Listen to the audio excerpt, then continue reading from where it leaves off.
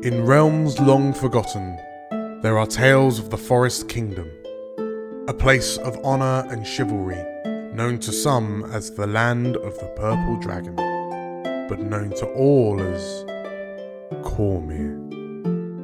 Hi, I'm Theoda, and I'm playing Hiram, a half-orc paladin. Hi, my name's Carl. I'm playing Cassie Donahue, human bard. Hi, I'm Julia, and I'm playing Badger, a forest gnome monk. Hi, my name is Anton, and I play Balthazar, a Warforged Cloak of Azuth. Hi, my name is Elle, and I'm playing Slate, a changeling druid. Hi, I'm Matt, and I'm playing Zombo, who is a halfling rogue/warlock. And my name is Dan. I shall be the Dungeon Master on this adventure.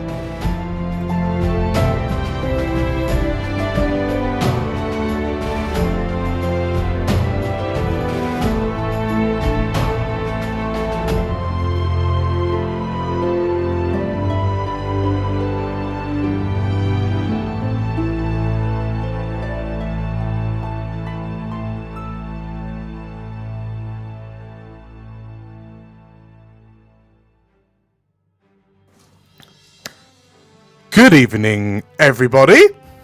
Good evening. Good evening, Dan. Hello. Hello. Are we all well? Yes. Yeah. Marvellous.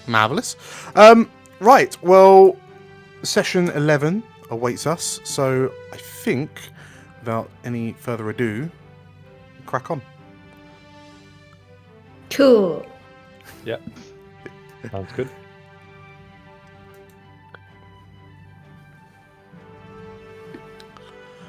Many ponder on the question of nature versus nurture, the extent that someone's view of the world is influenced by those around them. The role of mentor is an important one to many, although it's not always easy to predict the outcome of a mentor's teaching. Some mentors try to guide their pupils in the ways of the world in order to prepare them for the long journey ahead. Some mentors attempt to twist and exploit their pupils for their own gain. Some mentors simply listen and offer advice and friendship where necessary. The pupil always has the ability to decide what to do with these teachings, whether to follow them, ignore them, or adapt them. In time, the pupil will likely find themselves becoming the mentor, and thus the cycle begins anew for a new generation of pupils. It is because of this cycle that someone's mentor may eventually cease to be important in their student's life. Tragically, the mentor may sometimes find themselves diametrically opposed with the pupil. Nature, nurture, the cycle must continue.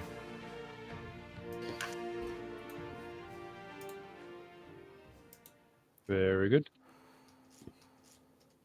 We find the Warhounds.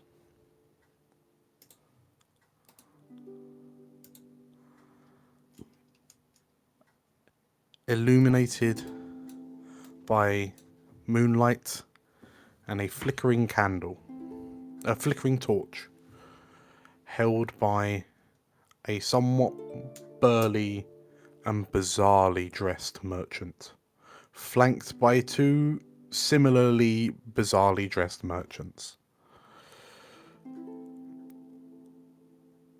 Above them, on the ramparts of Fort Lymira, is a exasperated looking purple dragon blade, who prior to your arrival was attempting to get the merchants to shove off, despite their persistent knocking on the gates of the ruined keep.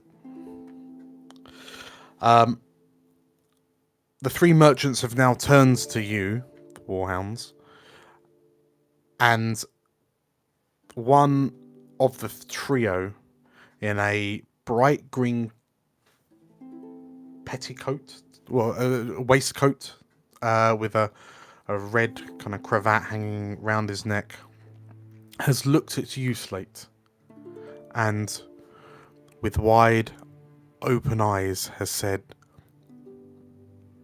"Progenitor." And you have realized that the only people in this world who call you by those names are the three changelings that you once met way back in Hullock Forest. Results of bizarre experiments from a crazy Diurgar woman.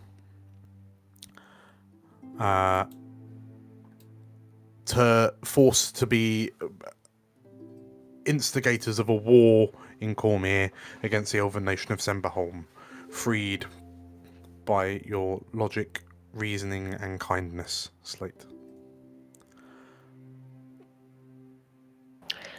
What do you... I really, really wish you would not call me that. It's just not... It's not fitting. Progenitor sounds a bit, mechanic, and I'm... No offense, Balthazar. Hey. But, yes, sorry, I didn't mean it that way. But, I'm Slate. Slate. Rolls off the tongue. The three merchants kind of pull "oh no" faces, and in unison they Slate, and they all smile at you, very toothy smiles. I'll go up and give them all a kind of... I'll go and give them an embrace, a hug. While I'm doing it, I'll be like, these clothes are interesting choices. I see a lot of color. That's always nice. Good to enjoy different colors. Where did you get them all from? They're quite surprising. They look to you and they sort of look down.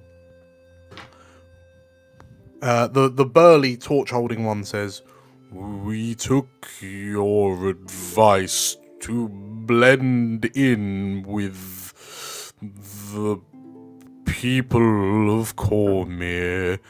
We passed a caravan of 3 merchants, and after speaking to them, we took their clothes."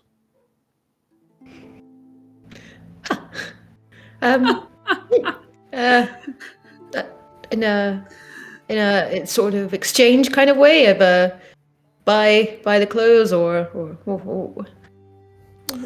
maybe I shouldn't. They look at each other and then look at you, and they seem to be confused by this word you just used, exchange.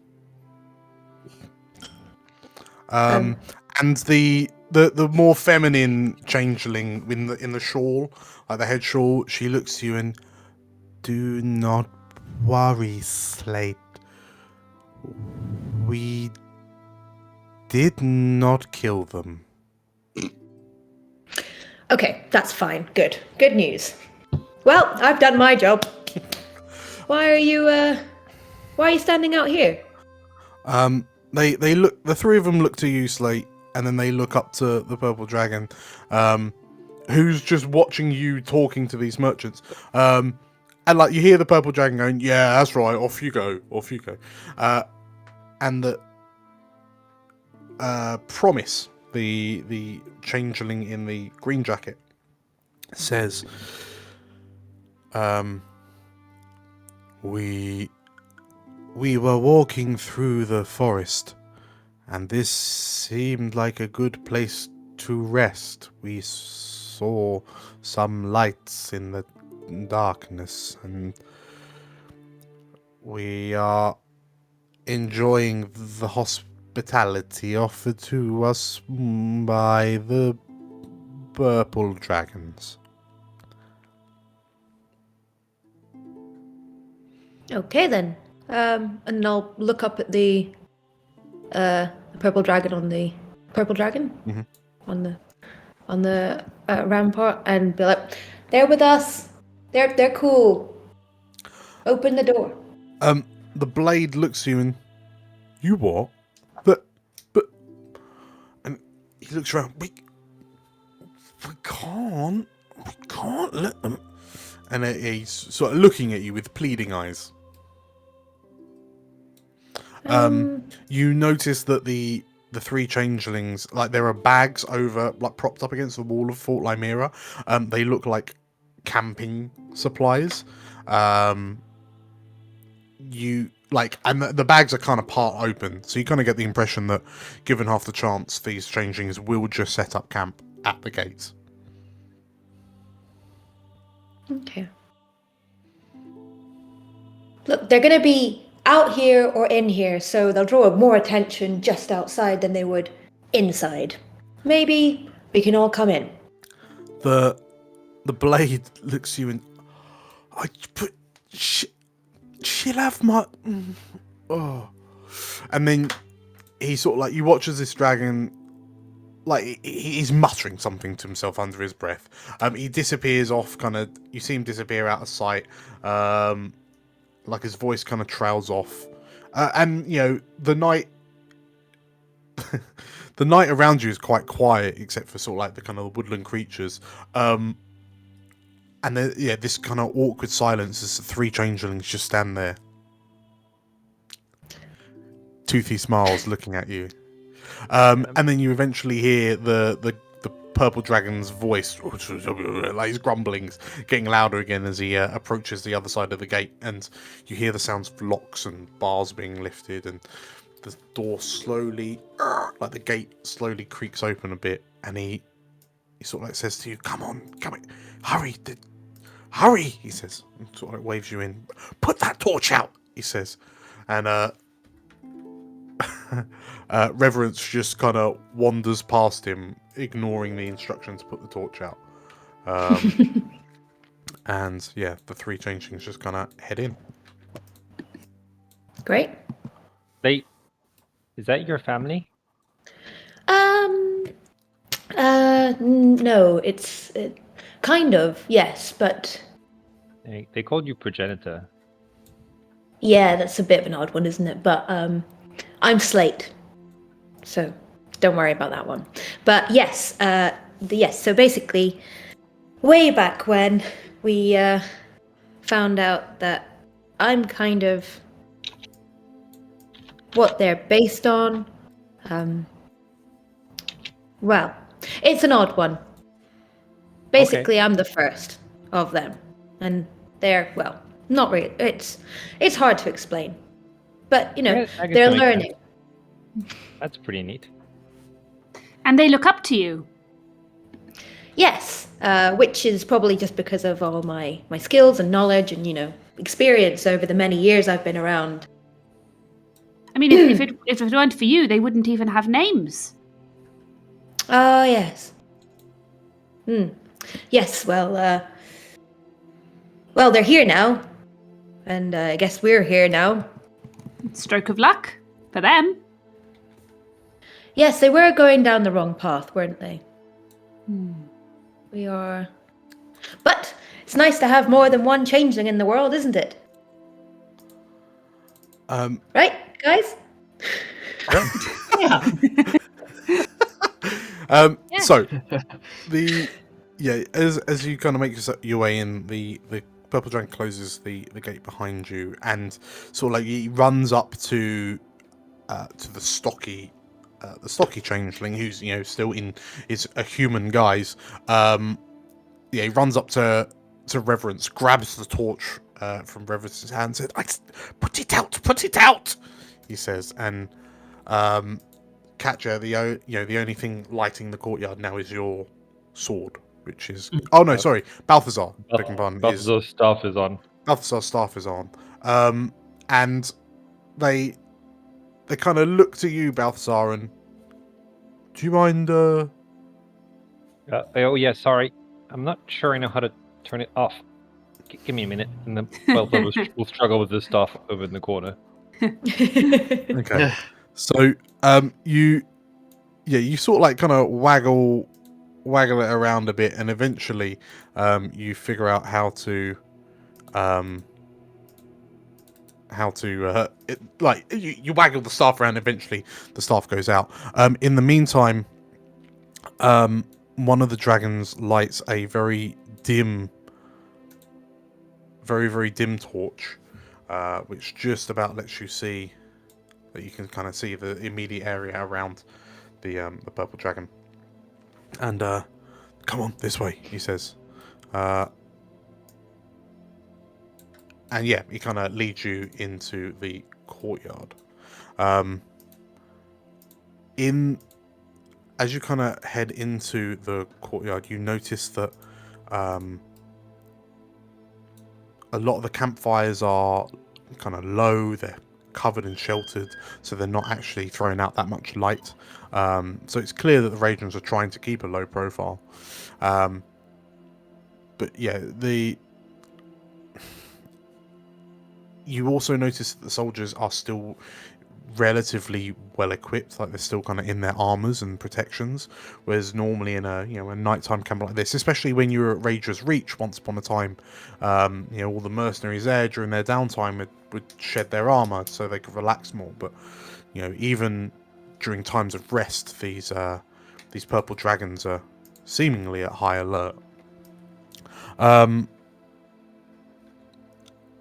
as the dragon kind of leads you through the camp, you notice that there are a number. You only see purple dragons. You can't see any of the women of the woods that were here previously. You're not really sure where they are. But as you go, you are also followed by the three changelings who just kind of follow behind you. They've just taken it upon themselves to follow you. Yes, hello. I'm seeing Wrenna's following us as well. Yes, she is. Yes, sorry. Beg your pardon. Yeah, so there is a moon elf who's kind of walking behind you at the back of the group. And yeah, this war wizard walks through the camp. You hear murmurings from the other purple dragons. DM. Hello. She's disguised as a sellsword. Well, that's a damn shame.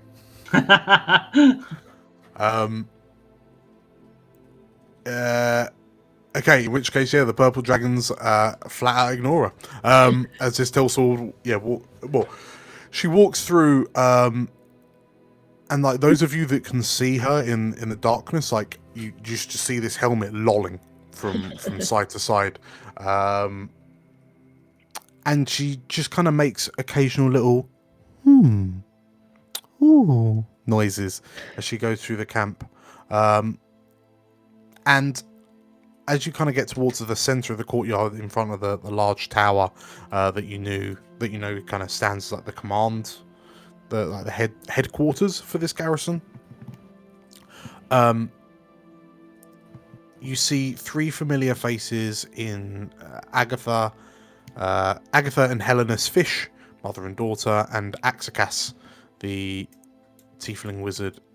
And as the three ladies turn to look at you,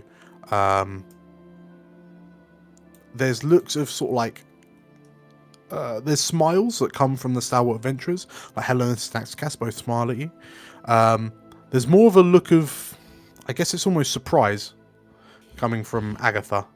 Like she just raises an eyebrow as if to say, she raises an eyebrow, looks at you all, and you made it back then, she says. Clearly. Good. Well, you managed to avoid Raedra. She's currently out in the woods, just in case you lot ballsed it up. But I'm assuming that she'll be falling back and heading back to the keep soon. So why don't you make yourselves at home and wait for her to arrive? Okay. And Can I ask Yes. where my squire is at the moment? your squire is to Raising be with- hell. Meant to be with Magnus, right? yes. Yeah, meant So- to be, I think, might be the key word there. That is what I said. Yep. Agatha. And so when you ask about Emily, Agatha looks at you for a moment, and then you see this twinkle in the old woman's eyes, like in the moonlight, as she just she smiles and says, He doesn't do that sort of thing very often, does he, son? You mean Magnus? Hmm. I mean, not this intensively, I suppose, but they know each other. She just like, I just enjoy watching war wizards struggle that much, she says with a little kind of a little gawf to herself.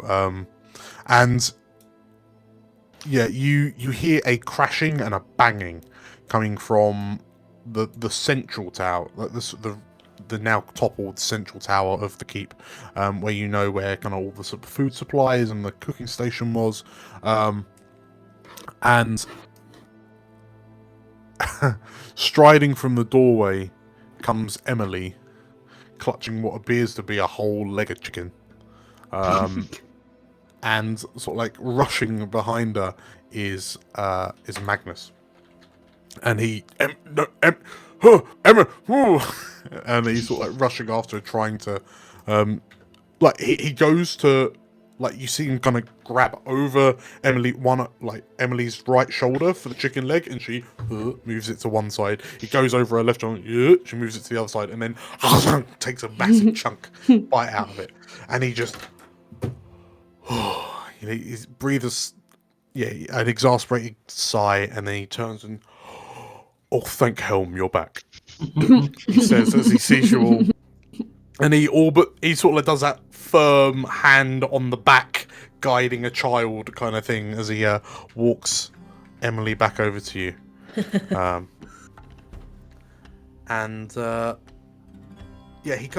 He looks at the group, he looks at you all and says, and muses for a moment. There are more of you than there was when you left. Yes, Are we're you doing sure? very well. No, the same amount we had when we left. Are you quite alright, Magnus? He studies you for a moment, and I get it. You do need quite a few new recruits to replace a war. I get it. I understand. We replaced you with Zumbo. He more than fills in for you, Magnus. These are just extras, sort of cannon fodder, so to speak. I'm joking. Are you not? Am I really cannon fodder? No. No. No. Oh. No, you are the cannon. Okay, I prefer that. So, as the three changelings have just kind of stood a little way off from you. The purple dragon blade, having seen kind of Magnus, talking to you, he kind of nods his head at Magnus and kind of disappears off, taking his torch with him. The moon has now come out from behind the clouds it was hiding behind, giving you some form of dim light illumination, so you should be able to see a little easier. Not see at all. Can you not? No. Okay. Just, do you want to turn Balthazar staff on?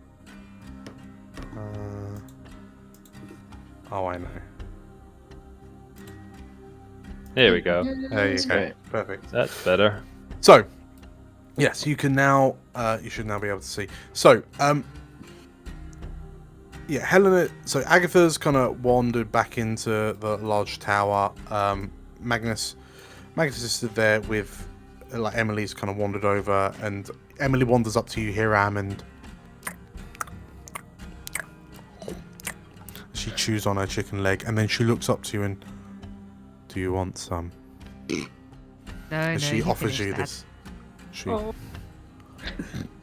I will. And I she awkwardly pat her on the head. Magnus kind of steps forward, and he kind of carries that I mean, you all know that Magnus has always been quite uptight and rigid. But he seems like surrounded by all these purple dragons. He seems almost kind of more so than usual. So he steps forward. His 2 feet apart in a power stance, and he has his hands clasped at the small of his back. Given that you're back and you haven't brought half the Cormyrian army with you, I hope everything went well.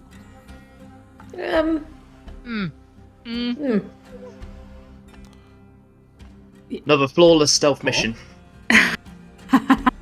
Aha. And what did you learn about the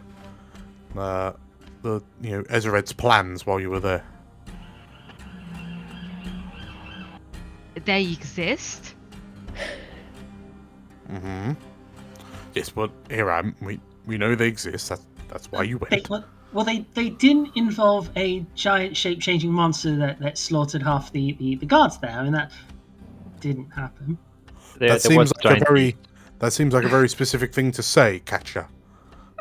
Well, it's a very specific thing to have happened, isn't it? It was pretty scary. What do you mean a giant shape-changing beast? Right, so like do you Slate? remember? No. Do you remember back when? Sore subject. Yeah. Yeah. We don't talk about that anymore.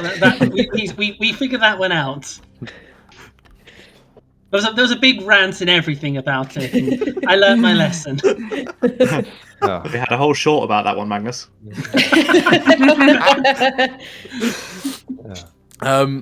So sorry, Hero, you were starting to say something. Oh yeah. So do you remember a statue in the cave where they tried to sacrifice my family? Oh yes, the one that looked like it was crafted by toddlers. Yes. Yeah, that. You were attacked by a giant statue that looked like it was crafted by toddlers? Well, it wasn't a statue when it attacked the garrison. It can fly. It's a flying statue? It just Well, from you I mentioned didn't. it can fly. It could fly at one point, but it was like a lizard at one point, and then it was a bear at another point.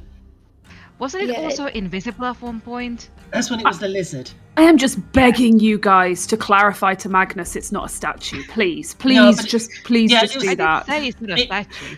Okay. It's a lot of black fur with a lot of red on it. I don't know if the red was just its natural colours, or from all the blood from all the people it killed. Oh yeah, it ate a lot of people. Killed Yes, a lot of actually, people. that is something that we can say was a very helpful way of us getting out of there. And sometimes there are good things that happen from bad experiences. I'm not sure this was a good thing in any way or shape or form, to be perfectly honest, but it did create a distraction. Exactly. So, stealth mission actually accomplished. Okay. Where's the board? We need to put that one on the board. The board. So he looks at you. So okay. So you. What did you find out? The monsters are real. But not all people are monsters. Not all people are monsters, yes. Very also, good. I want to point out, it's very, very late. We are all very, very tired. Could we maybe possibly talk about this in the morning? When we are also, able to communicate a bit better. Yeah, best to wait for Rager to get back anyway, innit? You can't see it because of his moustache, but you can tell that his top lip is just squidged up in frustration, because you just see it kind of flop up a little bit. I'll just say to him, "Are you missing the fun times, Magnus?" He sort of looks to all of you with this look of bewilderment in his eyes, and then he just looks to you, Badger, and you need to get a grip of them, Badger. This was what I left you in charge of, and they're running amok. They're making a mockery of this. I mean, I've tried. There's no point really with this lot. You know them. And he, when Her Highness returns, we will speak about it. We cannot wait for the morning. We will find out what you discovered before you go to bed. And that's the end of it, he says. And he sort of like... Okay, Dad. He straightens up and almost kind of like goose steps, like struts off into the tower. I'll turn around at that point and put on like a Magnus face and be like, and that's the end of it. Oh no, Slate, do the lip things. I'll do my Magnus impression. And that will be the end of it. And then she high fives Slate. Yeah. Yeah, Zumbo would be leaning into Hiram and going, not making any effort to keep his voice down, and say, "What a wazzock!" Wow. I mean, he's a competent Vosok, so. I take it he wants exactly the brains of the outfit when he was around.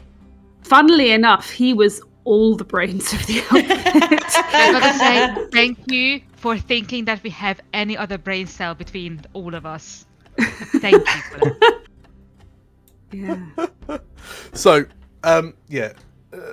Magnus kind of wanders off. You see the two stout adventurers, Hellenis and Axcas. They watch Magnus disappear and like they shake their heads just despondently at this. Self-righteous man as he strides back into his tower,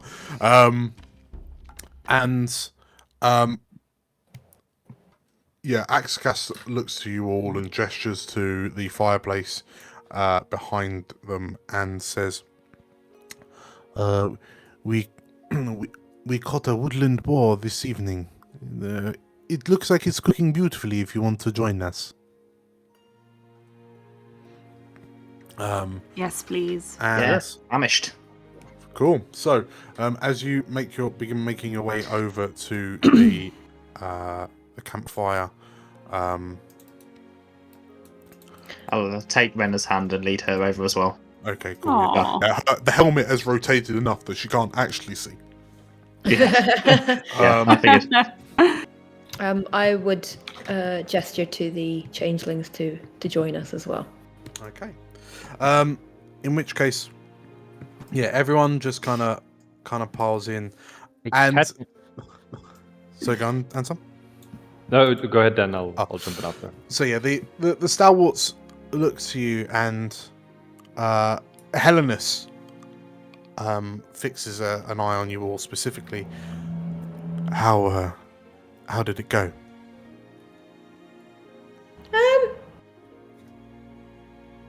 75% successful. Yes, let's say 75%. She nods to you and sort of like you see her kind of gingerly looking around the camp, like over her shoulders, and ever since Raidra arrived, they've all been on high alert. I think they're expecting something. Well, there may be a chance that this artifact might be Sharian by nature. Sharon? Yes. And Axacas, sat next to Elenis, just sucks some air through her teeth, and in my experience, that is never a good thing. No, in our experience, it definitely wasn't a good thing. So, I'm surprised that they have. I mean, I'm surprised that they have books and literature of Asharan nature, especially in a hunting lodge used by royals. I would have thought that would have been thrown out and burned. How did you find out about it? Catcher looks around to the group and for help, realizing that she may have said too much, but realizing there's no way up. She's like, for they don't know as such that it is Sharon. They don't really know what the object is. They still haven't found it by the looks of it. We found out through other means that it was Sharon by nature. So you say that they know where it is? No, I don't think they do. Oh, well. Problem solved, I guess, she says. And just kind of starts kicking back and getting, gets her spell book out. And Hellenis frowns. Surely it's not that easy, though. I mean, it's not that easy. I mean, presumably... What? I mean, they wouldn't have just... They must have had something. Badger's looking really uncomfortable right now. Yeah, Catcher's looking to the groups, trying not to look at Wrenna for any particular thing, but she's looking to everyone else like... If they had something, it's gone now. It was quite a bloodbath at the lodge. Yes. Many things went missing. I reckon they got bigger fish to fry just at the moment. Absolutely. And the two stalwart adventurers nod slightly. Slate, you feel a tap on your shoulder, and Joy leans forward and kind of she's trying to whisper. Sorry, they're trying to whisper, but not doing a great job of it. And what is it that you're talking about? Well, we've tried to find some sort of artifact that will help to prevent or start a war. It's a big old thing with politics, not really worth getting into on that side. However, we found this, well, we didn't find it, we found something like an artifact, and now we're trying to get it.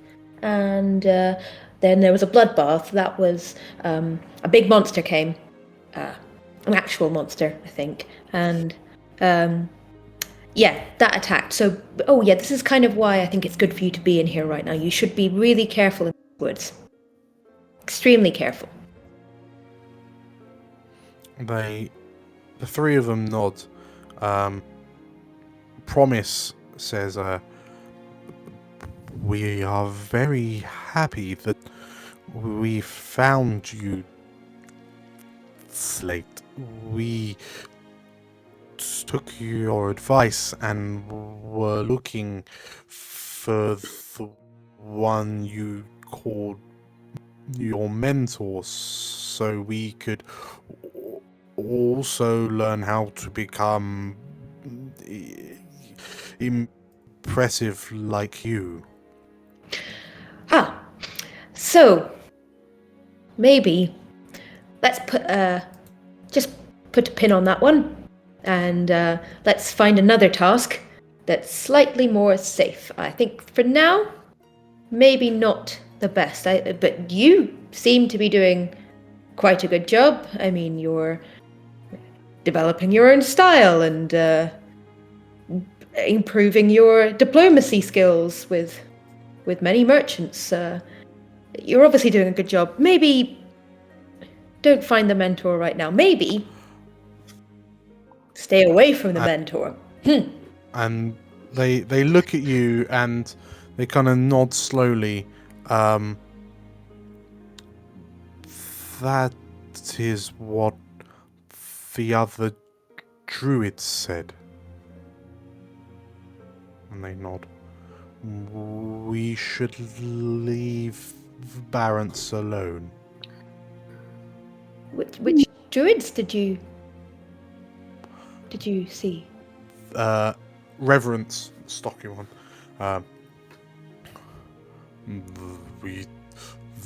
He looks a bit confused. We assumed that was all of the druids.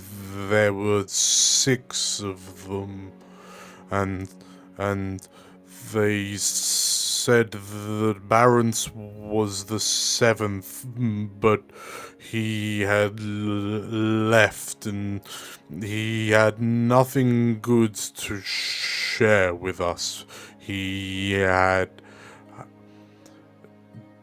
displaced the circle, and he sits there and like he frowns if he said something wrong, and then Promise puts a hand on Reverence's shoulder and says, "Disgraced, not displaced. Yes, he has disgraced the circle." Did they say anything else about what he did? Promise thinks for a moment. They said that he had recently tried to return to the circle, but they turned him away.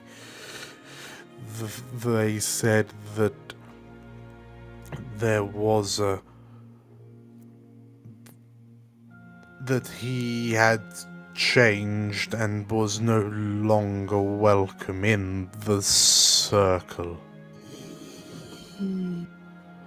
They told us of this place and that we might find people to help us on the next step of our journey.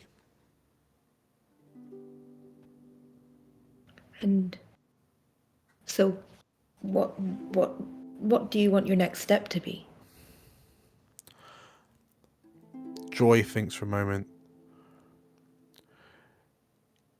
It sounds like Barents needs help, so we're doing what you told us to, and we want to help him. I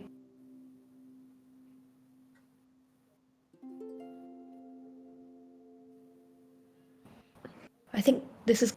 I know you've put yourself in trouble before, but I think I do applaud you, and I'm so proud of you for all you're doing, but this could be very dangerous, and you've only just started being able to explore and see and find interests. You don't have to do this.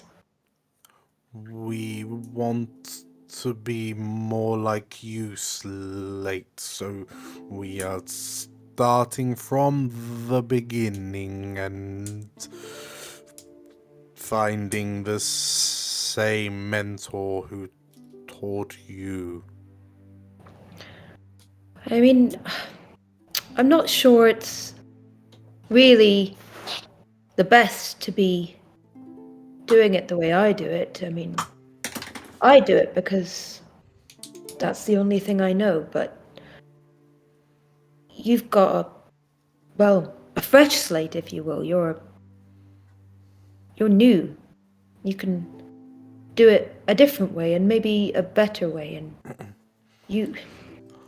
Perhaps you could be our mentor. We could follow you. They wouldn't even know we were here. Love that, but it's just I've got quite a lot on at work at the moment, and just quite busy. And you've got so much, you might be interested. Hey, Katya, show them to play some music. Maybe one of them, maybe Joy. You seem quite musical. Maybe Joy, you could get involved in music. And I don't know about you, Slate, but I'd love to see you teach. I'd love to see you teach them some druid tricks. Oh, I'd love to see some as well. oh, it's not tricks, really, is it? It's kind of, a specialty, No. but. I mean, Saloon is at her brightest tonight. Her tears are out. Her tears are out on display. So great time to do some druid magic. Yeah, go on, Slate. What Katya said? Well,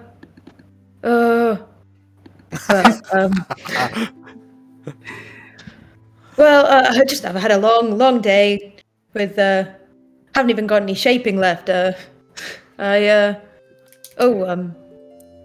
three changelings then are I looking will- at you expectantly. I will cast Pass Without Trace.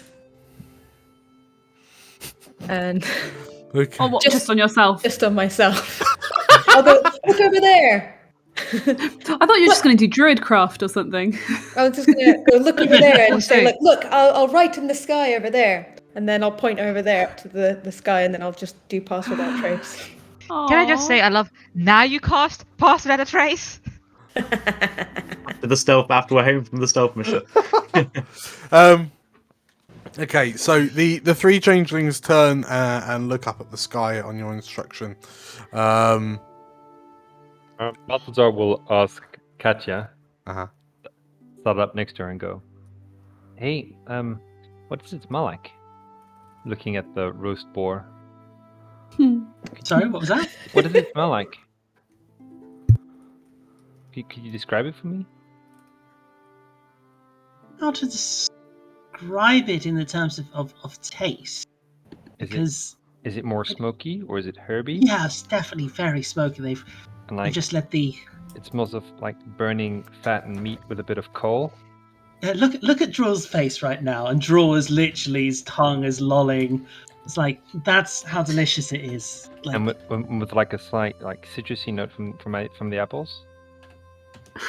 yeah, I can imagine the apple they shoved in its mouth does add a bit more of I'm more of a sort of a wordsmith when it comes to sorts of places and things rather than food. My diet wasn't exactly the most amazing back in the troops, so stuff like this is a bit of a delicacy. I was just interested to see what it smelled like, because obviously I can't.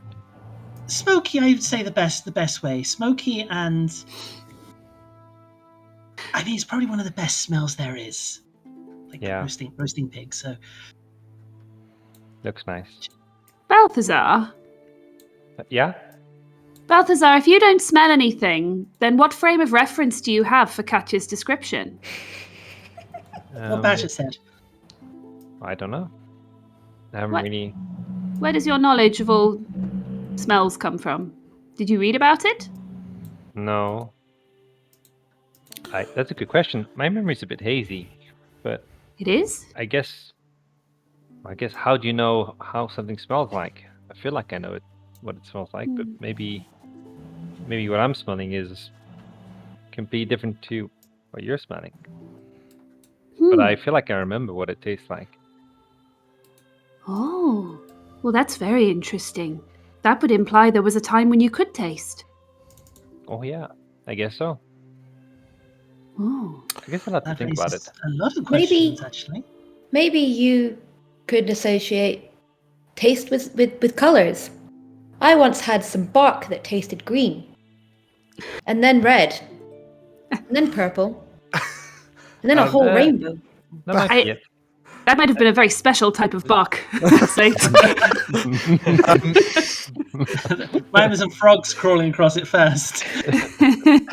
Balthazar, as you like the idea of tasting color or seeing taste, I guess, like you start as you look at the fireplace, you can hear it crackling, you can hear kind of the fat, pipping off the boar's hide and whatnot onto the flames.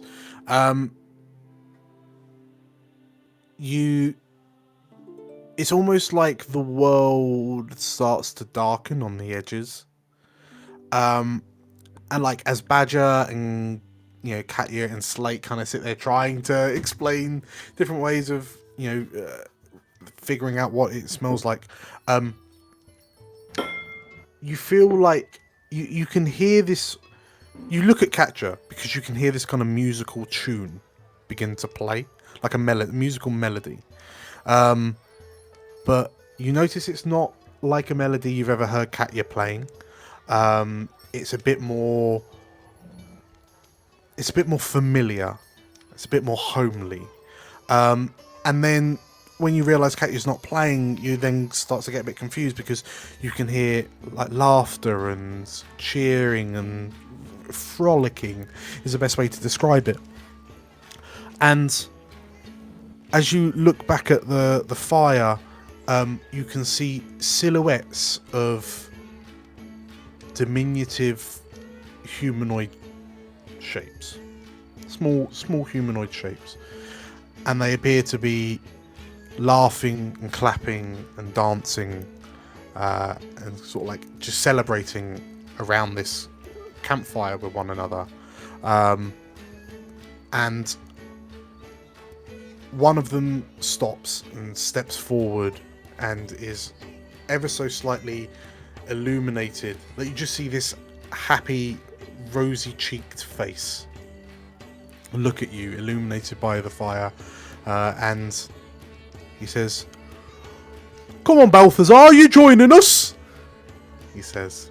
And as a figure turns and walks away, you notice that the halfling's not wearing any shoes as he goes back off to dance with the other halflings again.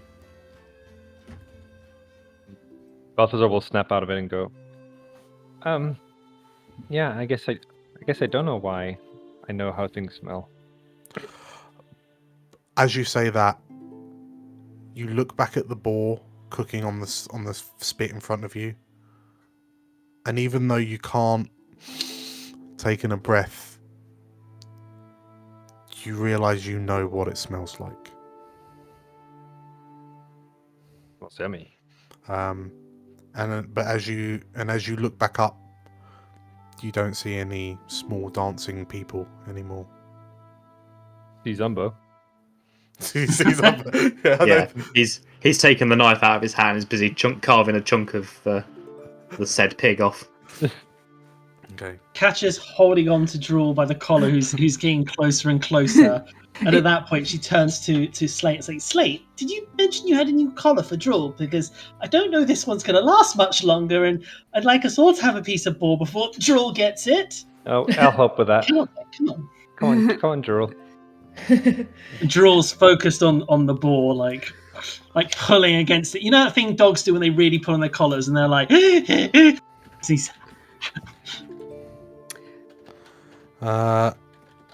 So are you handing over the collar? I'll be like, "Oh yeah, but I mean, kind of to think of it now, it does look quite cool on me, doesn't it?" And put it on just, unpass without trace, obviously.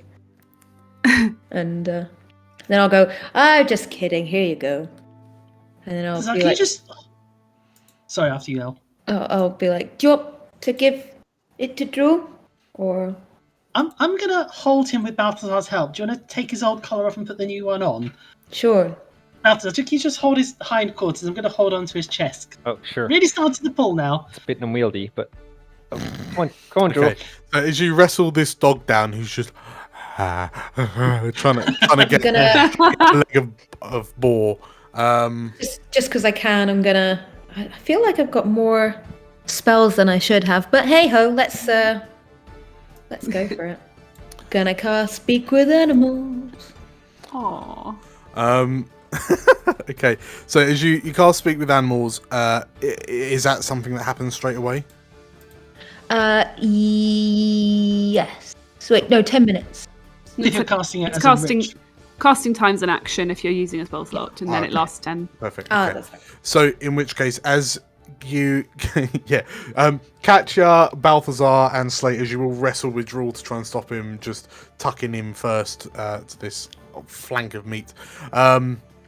Slate, as you, Slate, from your perception, you just hear,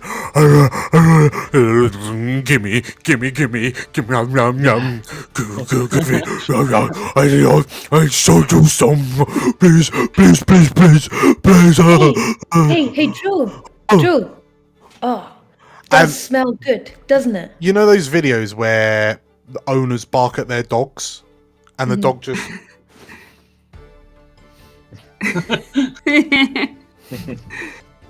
and Drool just like gets his face right up to you.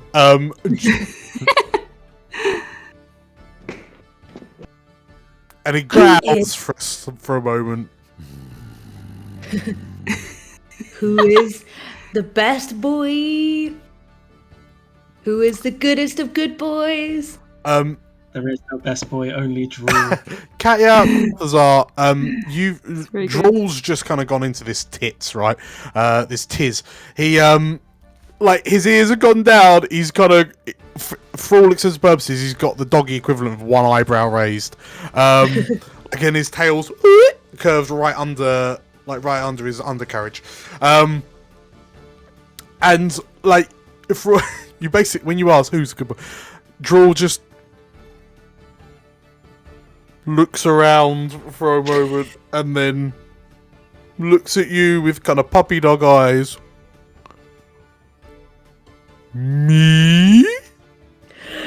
It is you! You've done so well because you've been doing such a good job with everything, and we all got you a present, and it's not the boar, it is this shiny new collar. He, and like stops, like his tail's going, and then when you said it's not the boy, and then you managed to click the Katya. At that point, you managed to click the collar around his neck, and like looking at the collar, it's a sturdy kind of dark leather dog's collar. You notice that there's almost like I want to say almost like a brooch or a decoration on the front of it, that looks like a triangle. It's a triangle shaped with two kind of, it almost looks like horns coming off the side. As you click on the collar, and Slate says, "It's not the boy, it's a collar." Drool just like 180s in from happiness to anger, and then just jumps at you, Slate. And as he jumps at you, everyone watches as Drool is suddenly encased in what looks like a translucent bull. The front half of a translucent bull. And Slate, there's a moment where oh no, like that split second before impact, and as Drool hits you, you are flung back 10 feet, arse over tit. You do a full flip, and kind of land in a crumple on the side of one of the tents. And Drool just like bashes into you, looks a bit confused as everyone like makes a noise. He panics and just bites the leg of the boar, rips it off, and then goes running off with this kind of ghostly bull wrapped around his front half, and he just shoots off into the distance.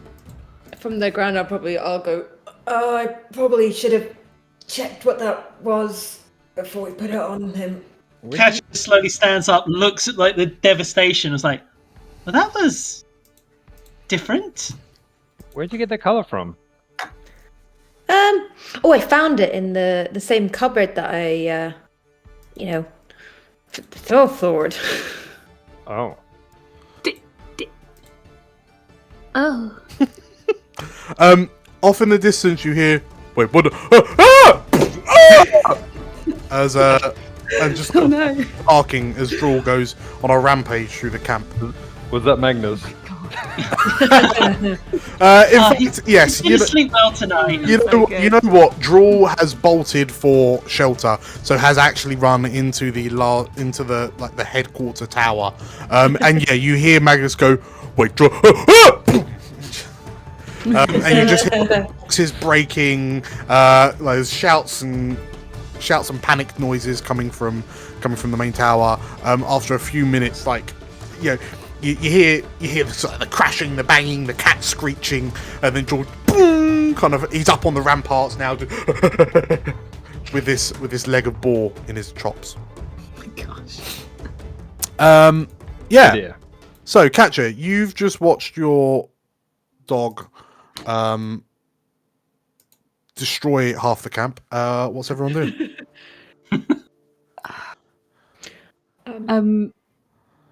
Badger's quite keen to talk just to the Warhounds.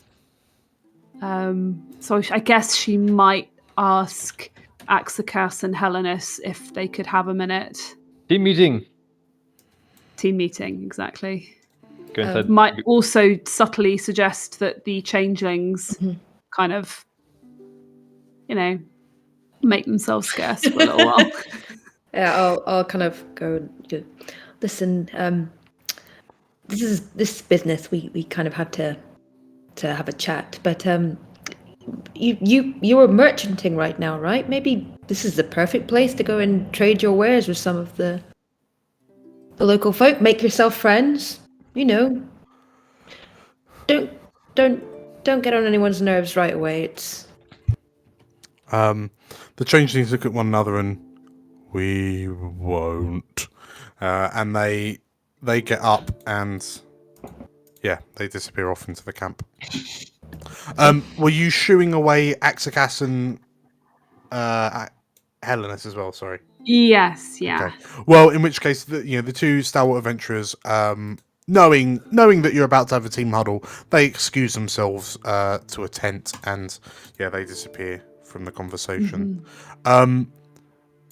Wrenna still sat there in her Telsword uniform. She begins to get up. Wrenna, don't go. This involves you. And she, oh yay, she says, and she sits back down next to Balthazar. Listen, guys, Rager's going to be back soon, and we really need to think about how we approach this. The current plan of pretending that Wrenna's just a random Telsword we picked up and that we didn't find the information, it doesn't sit well with me at all. Because that lie is going to unravel on us pretty quickly, given we don't even have the information from Wrenna yet on where the object is. We're going to need to either move her or be honest about who she is. And we really need to start deciding who we can trust here. What do you all think? I mean, have we got any realistic way of working out what she's on about from what she said, or are we going to need help? I mean, Katya? Magnus there, is he? Her memory, if we can even call it a memory, her vision possibly is of as I described, a complex built up of these faces and a big Sharan banner. And as time went on, there was that almighty howl, and then all the statue's eyes turned yellow and started looking at us. But there's nothing concrete about that. I don't know any of the locations. All I know is there's a Sharan temple in Suzail. That word, Katya, Sharan, obviously I know what that means, but, just in case there's anyone else in the group who's less well-read, maybe you ought to explain that. Shah is the goddess of darkness, from what I can tell. And she points up at the moon with all the asteroids behind it. She's the mortal enemy of the Lady of the Moon, Saloon. She's basically the goddess of all things dark. She's the worst. So, Cormyrians would know that Shah is considered Sharan worship outright illegal in Cormyr because of all of the shenanigans that she and her worshippers have pulled in Cormyr over the years. And as Katja said, she is effectively like the sister of Saloon, the goddess of the moon, and sort of the parent of Mistra, the goddess of magic. Wow. Like between Shah and Saloon, they created Mistra. But yeah, Shah has tried. Shah.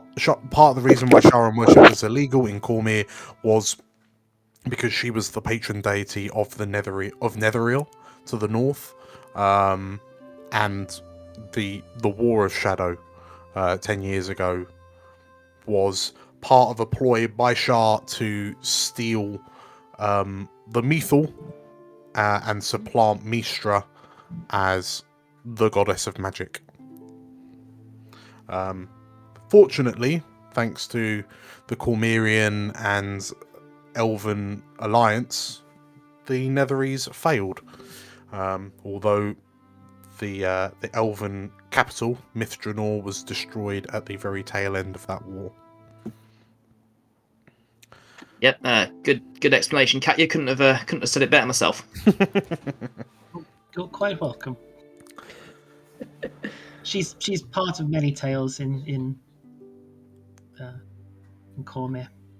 Knowing that the artifact's Sharon, you're right, Katya, it's just not enough to go on yet, is it? It's as if you need to go back in, if possible, whenever you get a chance, and just hope that there's more to see. I mean, I could try again, but I worry it's... Again, this skill's so new. I don't know if it's a limitation of my own abilities or what Wrenna knows. This I may understand. be all that she knows. It I could be. can try again and see. Mm. She looks to you and smiles and did you want to walk in my dreams again, Katya? If you'd let me, then I will try. And her head tilts, and a moment later the helmet boom slides to her head. She takes the Telsword's helmet off, and she's got that same kind of vacant smile on her face as she looks at you. And would you like to try now? And Katya looks at the rest of the group for confirmation. Shall we? In that case, Wrenna, give me your hands. She smiles and holds out her kind of frail, small, pale-skinned hand. Katya sort of starts thinking to herself, I want to read your thoughts. And as she slowly starts to open her eyes, she looks into Wrenna's and she keeps repeating in her head, I want to read your thoughts. And her eyes start to glow as she casts Detect Thoughts. Okay. Imagine it's a much longer process. Imagine there's a lot of a long period goes past before it just kicks in. She's nowhere near an expert yet. Catcher. Mm-hmm. The DC save at the bottom of your Detect Thoughts blurb.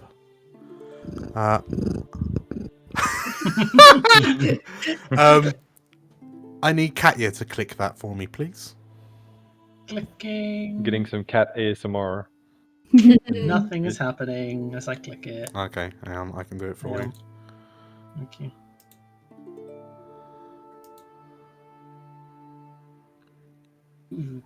Okay. You close your eyes as Wrenna closes hers. And for everyone else, whilst Katya has this look of kind of concentration, you can see her eyes squished together, almost as she's wincing as she tries to focus on what she's doing. Wrenna just sits there looking kind of serene, and her eyes are gently closed. There's that faint smile on her face. Katya, you have that same kind of falling sensation that you had before. And you find yourself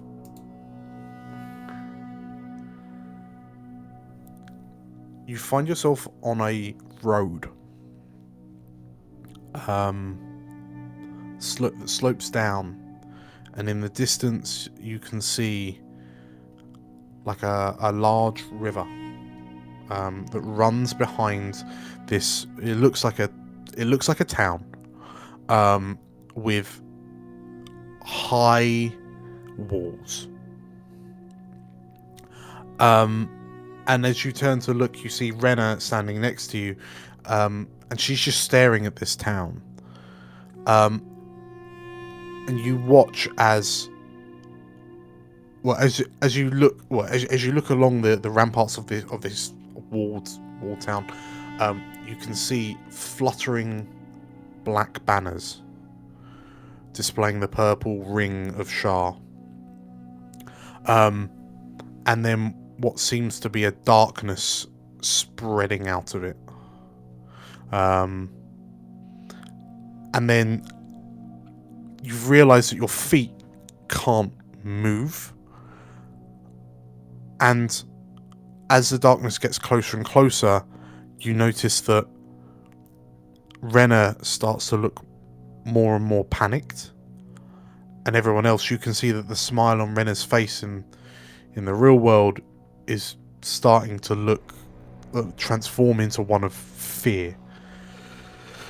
And Katja, as you try to turn and leave, you've got that kind of sleep lethargy where you can't move as the darkness encroaches closer and closer. And then from behind you steps this large, broad-shouldered figure, like a silhouette. He almost kind of materializes through you, and the darkness stops in front of him and begins to fade away. The figure turns around and looks at you, and you find yourself face to face with Ezered Oberskir. Oh. But you realise he's not looking at you, but through you. And you hear him shout, "Soldiers! Today, we free Walloon from the darkness!" And you hear cheers of an army of purple dragons behind him. Roar! And you watch as Ezered and his battalion of purple dragons descend down the hill to free Walloon.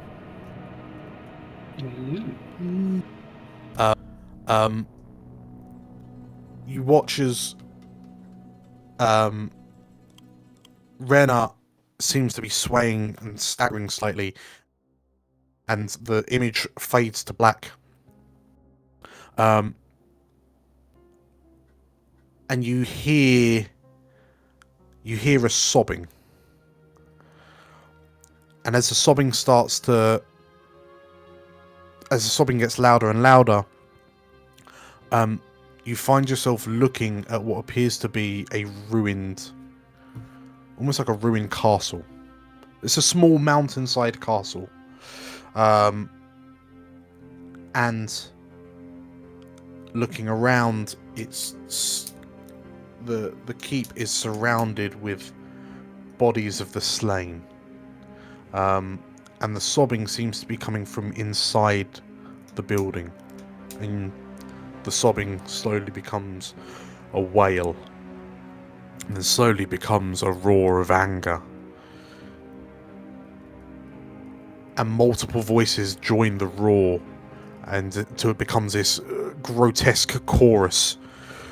And as you look down, you can see the dead eyes of the corpses around you looking up at you. And Wrenna is on her knees, tears streaming down her face as she screams into the darkness to try and make it stop. And Katja, in your head you hear, "We will find you from the shadow we come, for this world is ours." Imagine at that moment, Katja lets go of Wrenna's hand, audibly gasps as then her nose starts gushing with blood. Katja, as you open your eyes, you see that Wrenna is passed out on the floor next to you. Balthazar will grab her up. Okay. She is utterly unconscious. Yeah, I think Zombo would drop his ball and run over to her as well. Okay. If there's anything that's kind of like good for that, any kind of like herbs or anything that are good for an unconscious person to help, either relax or to wake them up or anything, whatever is needed, Slate will go over there to just try and be there to help. Okay. In which case, Zombo, Balthazar, and Slate, as you begin helping Wrenna, Catcher, you suffer. You rolled a 10. 2 levels of exhaustion. Shit. Ouch. Oh boy! Wow. Badger's gonna go over to Katya and sort of check how she is. Okay. And yeah, Catcher, apart from like you feel utter like emotionally, physically, mentally drained. But yeah, what do you do as Badger heads over? She sort of grabs Badger by the shoulders, like, Wayloon. I saw Ezerad heading towards Wayloon. No, liberating Wayloon. I've heard that place before. What's Wayloon? A city, I believe. It's I don't know. I know the name, but I don't know where it is. DM Dan, can we do history checks to see if our characters remember what Wayloon is? Well, first I saw Anton put the out of character hat on. No, that's. I think you know what we're. Okay. What I was gonna say. Absolutely. So as you say that, you hear a voice ring out. Used to be a lovely place. And Magnus wanders over. You have your team huddle and didn't invite me. Terribly rude. You know Wayloon? Well, of course I know Wayloon. I grew up there. That's what it is. That's how we know it. What happened there? Well, Mr. Cobblestone. Catcher, you've got a bit of a nosebleed there. Just that out. You'll stain your clothes. And yeah. Thanks, Dad. Magnus sits down with you. Sort of as you see him sit down with you, you notice that there's a bit of a commotion off on the other side of the courtyard. As from like coming into the courtyard, you see Raedra surrounded by some purple dragons, and a entourage of women of the woods. And as you kind of look up and see her, she's striding across the courtyard with this, it's got that same sense of kind of royal purpose that she's always kind of carried. For a moment, you see her head kind of turn to look at you lot. She kind of sees you all sat around the campfire. She spies Magnus, and then you see her just kind of march into the central tower. And yeah, like she doesn't even kind of acknowledge you in that sense. She just kind of walks straight in. Yeah, he plonks him. Magnus has sat down with you, and it's good to see she's fine. Sorry. What were you saying, Badger? Wayloon. What happened there? Well, I mean, I was born there. Probably one of the greatest things to ever happen to Wayloon. Then they got themselves into a bit of trouble. But what kind of trouble? Well,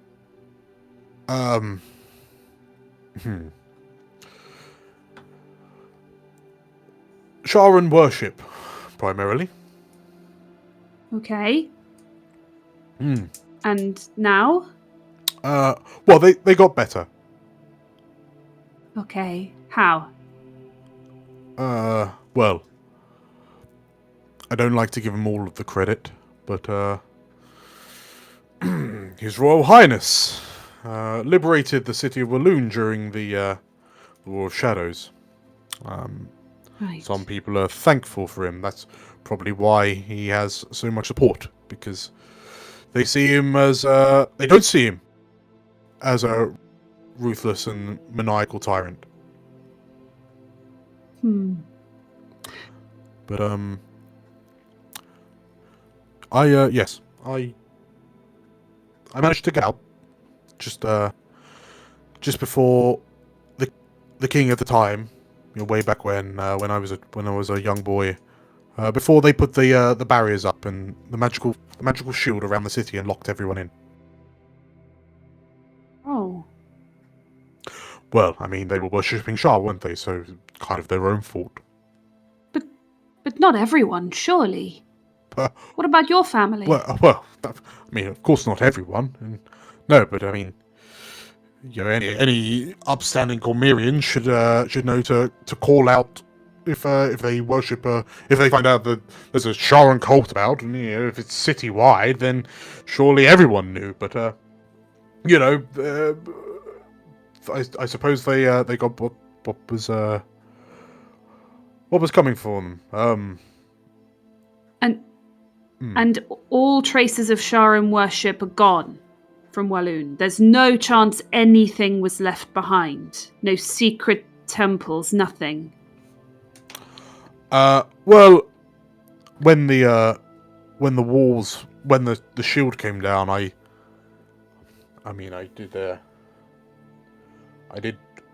did go and visit.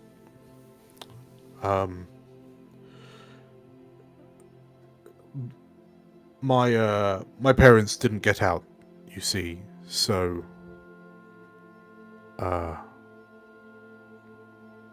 but no, they seemed fine. It seemed fine. They had it under control. You did go into a Sharan temple with us in Sazale, and as far as the legends go, we cleaned up Sazale. Yes, well, I mean, Suzale is significantly bigger than Walloon, isn't it? So it's much harder to root out these kind of pockets of resistance. I mean, I don't understand why you're talking about Shah so much. I mean, it's not even like she's a very powerful or important god at all. Can I insight Magnus right now to try and figure out what is the sort of undertone of this outburst he's having? Like, is he angry? Is he scared? Sure, roll me an insight. Okay. In fact, we can go one better, and I can... Boom. Thank you. It's a 9. It's not very good. Clearly, Magnus is agitated.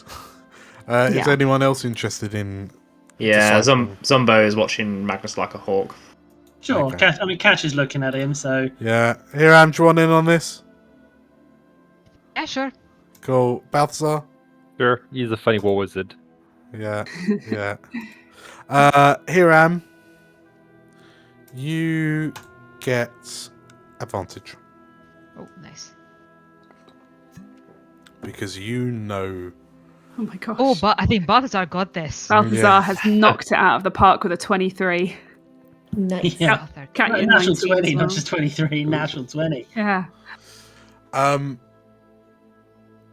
So... Balthazar sees right through this war Yes. wizard. He's like, he's so afraid. Just So- go up and cuddle him. So, yeah, Zumbo, Hiram, like, it's clear that something's up, right? But you can't quite kind of put it together. Katya, you remember that when you were in the Sharan Temple, Magnus was being real sketchy, and he just didn't want to be down there. There was a point where he even suggested that you lot go without him, and he would just keep a lookout. His relationship with Shah seems very poor. Balthazar, you know, like what you know as an archivist is that the extent of Sharan cult worship within Walloon was so great that it was just decided that rather than try to stamp it out, they were just gonna literally put a magic force field around this town and just lock them in, and then just they could sort themselves out. and obviously there was a lot of anger. Well, the country was split. There was a lot of anger, but also they clearly all worship Shah. So a lot of innocent people were trapped on the wrong side of the shield when it went up, and it was up for about 25 years. Magnus. Yes. Sorry, I was waiting for Anton to reply. Yeah. Yes. I was also going. Wait, me? Were you born under the shield? No. The shield went up when I was about 5 or 6. But I mean, like I say, why are you asking? It doesn't. It's of no relevance to anything that we're doing right now. Can I, even in my tired state, can I just have a peek at his surface level thoughts? Yeah. By casting my last. Or is it only a minute since your last detect thoughts? In which case you could use the same one. I guess I could spend in time, Dan. It's up to Dan. Okay, off the back of your last detect thoughts, because this outburst would have been relatively quick, but it would be the end of it. So it's just like the emotion of it, isn't it? It's surface level thoughts. Yeah. Just the sort of basic stuff that they are thinking about at the top of their mind. So inside Magnus's head, there's just like internalized screaming, swearing. It's like abject anger, mixed with fear, concern, and confusion. Because he's genuinely wondering why you've suddenly brought up Walloon all of a sudden, and he stops as the thoughts that you're reading, as the spell finishes. He looks at you, looks at you all, and is it in Walloon? Maybe it is, yes, but we don't know yet. And we think it's Sharon, so. But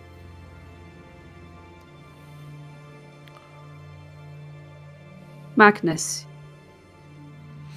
if we're going to get hold of this object on behalf of Raedra,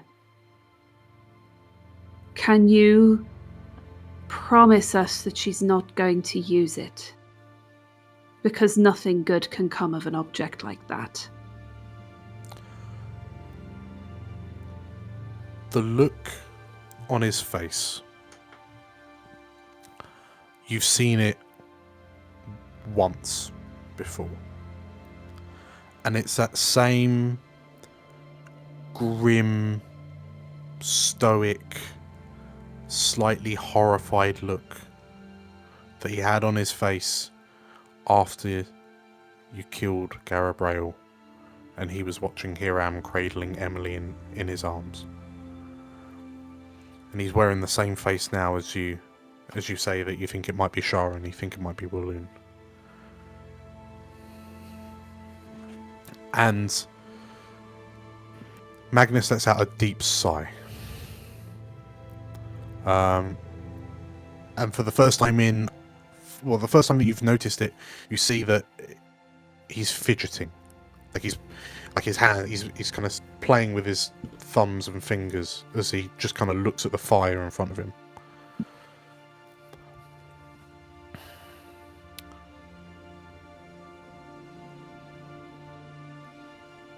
I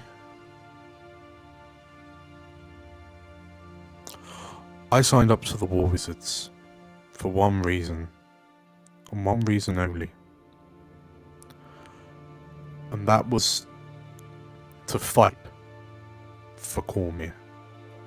Do everything I could to ensure Cormyr's safety.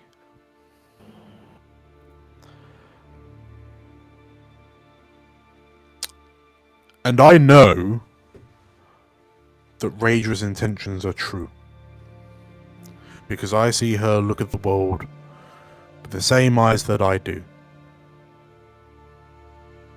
All she wants to do is protect this country, this nation. I solemnly believe that.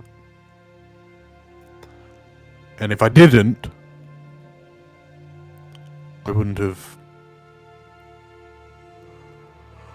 left the Warhounds if I didn't believe in her integrity. And maybe it's the Helm, the worship of Helm, that colours my perception of it all. Maybe just this burning desire to keep everyone and everything safe. Maybe that's it. Maybe. But I see that fire in her eyes. And it's a fire. I left the War Wizards because none of them had that passion. It was all bureaucracy and politics, and no one actually doing anything of anything. And that's... I realised that I couldn't do what I wanted to do, needed to do, if I was part of the War Wizards. That's why I left them and became a mercenary. Joined the Warhounds. Fought alongside all of you. Except you. And you. That's okay. Yeah, your loss.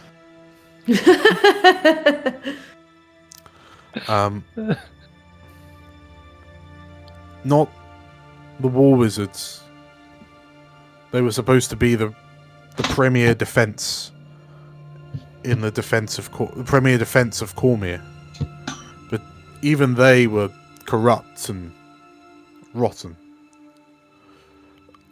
And how is anyone supposed to defend their country in an organization like that?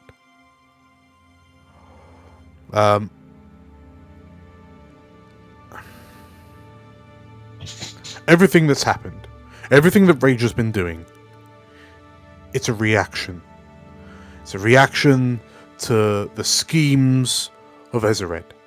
A man, he's been after that throne for decades.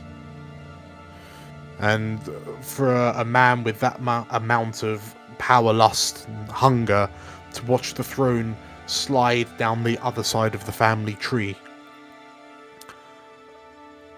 he should have never been on the throne. Realistically, Rhaedra should have never been on the throne, but at least when, unlike her brother, when she got the throne, she kept it. She fought for it. And yes, she may have entertained the idea of going to war with Semberholm. But what was the alternative? She's one of the truest soldiers the Cormyr has. What else was she going to do?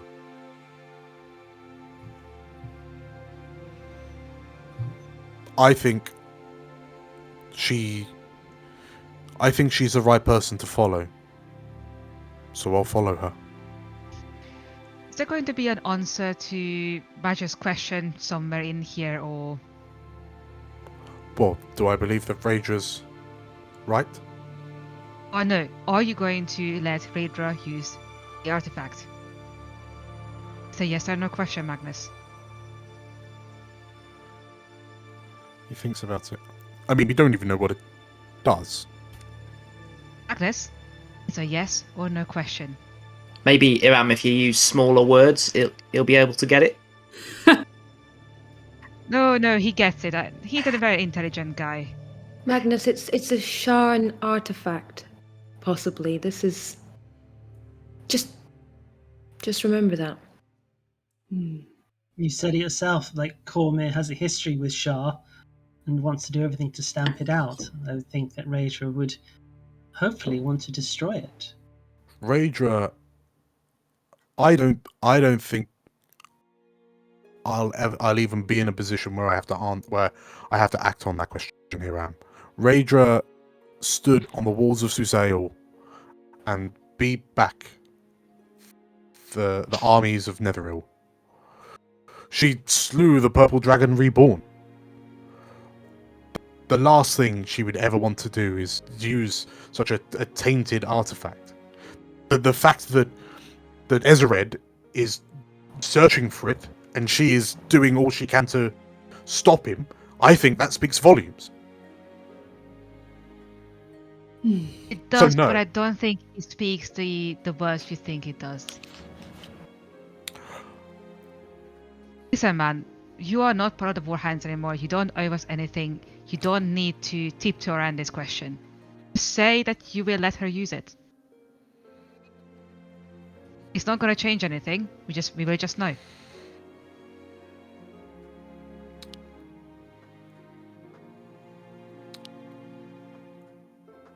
If using it ensures the safety of Cormyr, maybe we should. Sorry. Again, it's a Sharon artifact. Well, I'm sure that if you go back far enough, everything's a Sharon artifact, really. But Right, I think I need to rest a bit, guys. It's been a long day. Emily here, I'm sure, is very tired. I guess technically Mr. is a Sharon artifact, if we really think about it. I like him. He speaks facts. Magnus kind of lets out another sigh. He stands up, and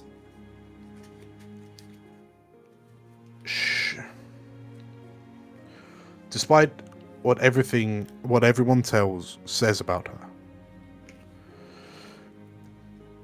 don't get me wrong, she is quite upset that she lost the throne. Quite upset. But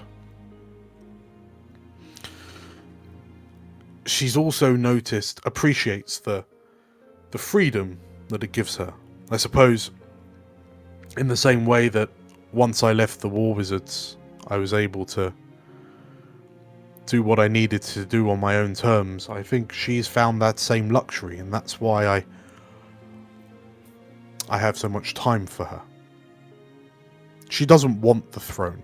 She doesn't want to be leader again. All she wants is to make sure that whoever is in charge does a good job. Right. Nice to know. See you in the morning, Magnus. And he purses his lips and evening all. And Magnus disappears off.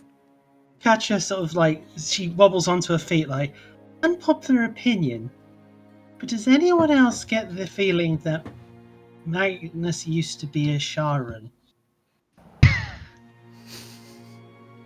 Now, Katja, it wasn't that long ago you were making accusations about Slate, and that didn't go down too well, so maybe we just keep that. I've got a theory as well. Does anyone think that Magnus and Raedra 100%. Yeah, no, that's not even not even in question. He has a lot of time for her. We all know what that means. Yeah. Very attentive. Yeah. Listen, guys. We dethroned Raedra in order to do the best thing for the country, right? Yes. And if despite all of that, Raedra is still working for the good of the country, and she doesn't even want her throne back for it. I mean, I'm sorry, I'm in with Raedra right now. I think she's the best hope we've got of seeing the country right at the moment. I think that sometimes people might want to do the right thing for the country, but don't necessarily know what the right thing is. They've got an idea of what the right thing is, and that maybe sometimes it's best that they're not. Yes, that they're given the chance to do what they can to help, but maybe that they're not given more power to help, because maybe what they're doing might not be But that's why we're here, you see. We have an opportunity to steer her in better directions. The fact is, she's taken us into her confidence by agreeing to let us look for this artifact. I just think we'll be in a much stronger position if we can be honest with her. But I'm not the only one who gets to make this decision. We're a team. So what do you all think? Do I get a vote? Of course you do, Balthazar. You're in the team. I'm in the Yeah, team. lifeboats get votes too. Well, thanks, Dumbo. Yeah, I'm in. I'll vote. Okay. Don't know the other guy. It doesn't seem very nice. Nah, how upset would you lot be if at some point I had to punch him? Just in case it became necessary. Magnus? Yeah, just in case that. I mean, we've all wanted to punch Magnus at some point. That's Can you good. reach All right him? then. Well, Oh! Doesn't need to be in the face. Yeah. can ask him to bend down. I mean, he probably will. I reckon Badger's right. We need Rager for now to get to this artifact, probably. But I don't reckon anyone should have something like that. I mean, I certainly wouldn't want my freedom taken from me, and I don't reckon anyone else should have their choices taken either. Agreed. But I guess we got no choice but to trust her for now. We might need to help get into... What was that place called again? Walloon. Yeah, that's the one. Just as an aside, Katya, the second place that you saw was a different place.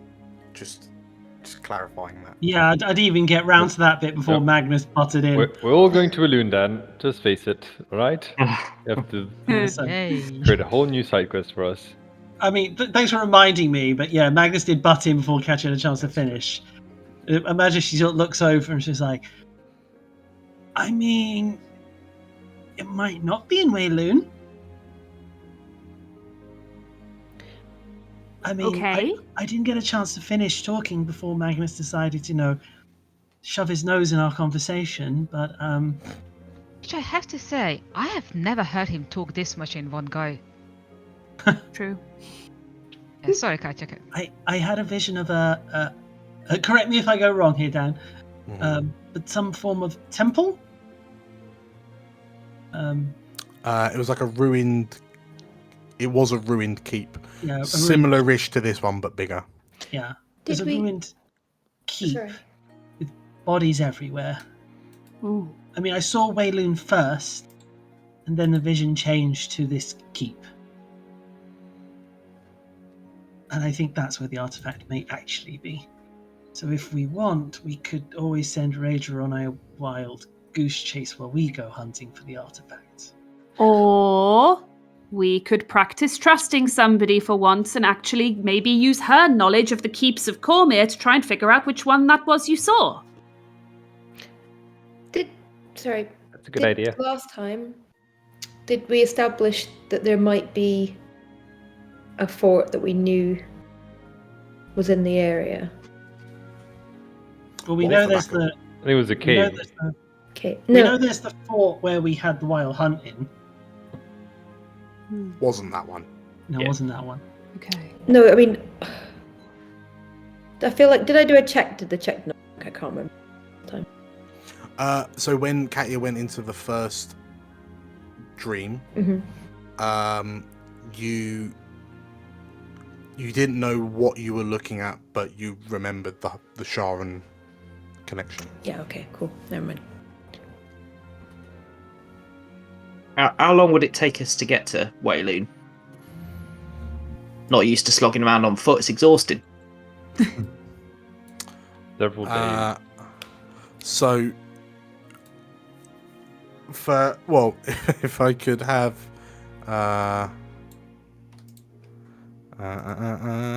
let's 1, 2, 3, 4. Take Wrenna out. Who have I forgotten? I've forgotten Zumbo. That's way far. I've also just realised I'm going to be doing all my ability checks until the next long rest with disadvantage. Badger reckons it's just down the road with a 4. 14. 19. Got 15. Okay. So you reckon, Hiram, you're the one who thinks that. So if you were to like walk, you would basically go back to Mouth of Gargoyles. You follow the road all the way to Immisy, then you go south, and then you flexing your big brain, you then go all the way along the way of the Manticore, all the way along to Walloon. I'm too far zoomed out, so I can't actually see what that was. It's a way. Okay. It's almost the same as Suzette to Arbel, so it'd be about like 4 or 5 days. 5 days. Oh wow. Okay.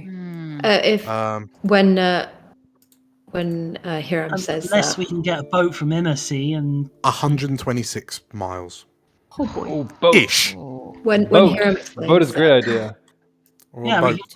we can get Zumbo to sell it for us. Can Yeah. finally be a Yeah, crew. yeah, That would be so cool. yeah. How long would that'd that be take, great. Dan? So it's basically about 40-ish miles to Immisy, and then you could charter a boat from around the Witham Water down the Witham Flow to Walloon, because it's basically pretty much a river town. when we're talking about this, Slate will say, and it does get us out of the way of Baz, who could be a bit of a danger. I feel like we should deal with that. Yeah. I mean, it is a rampaging beast looking for, I assume, you? We probably should not leave him So- unattended. Why don't we, deal with that first? Mm-hmm.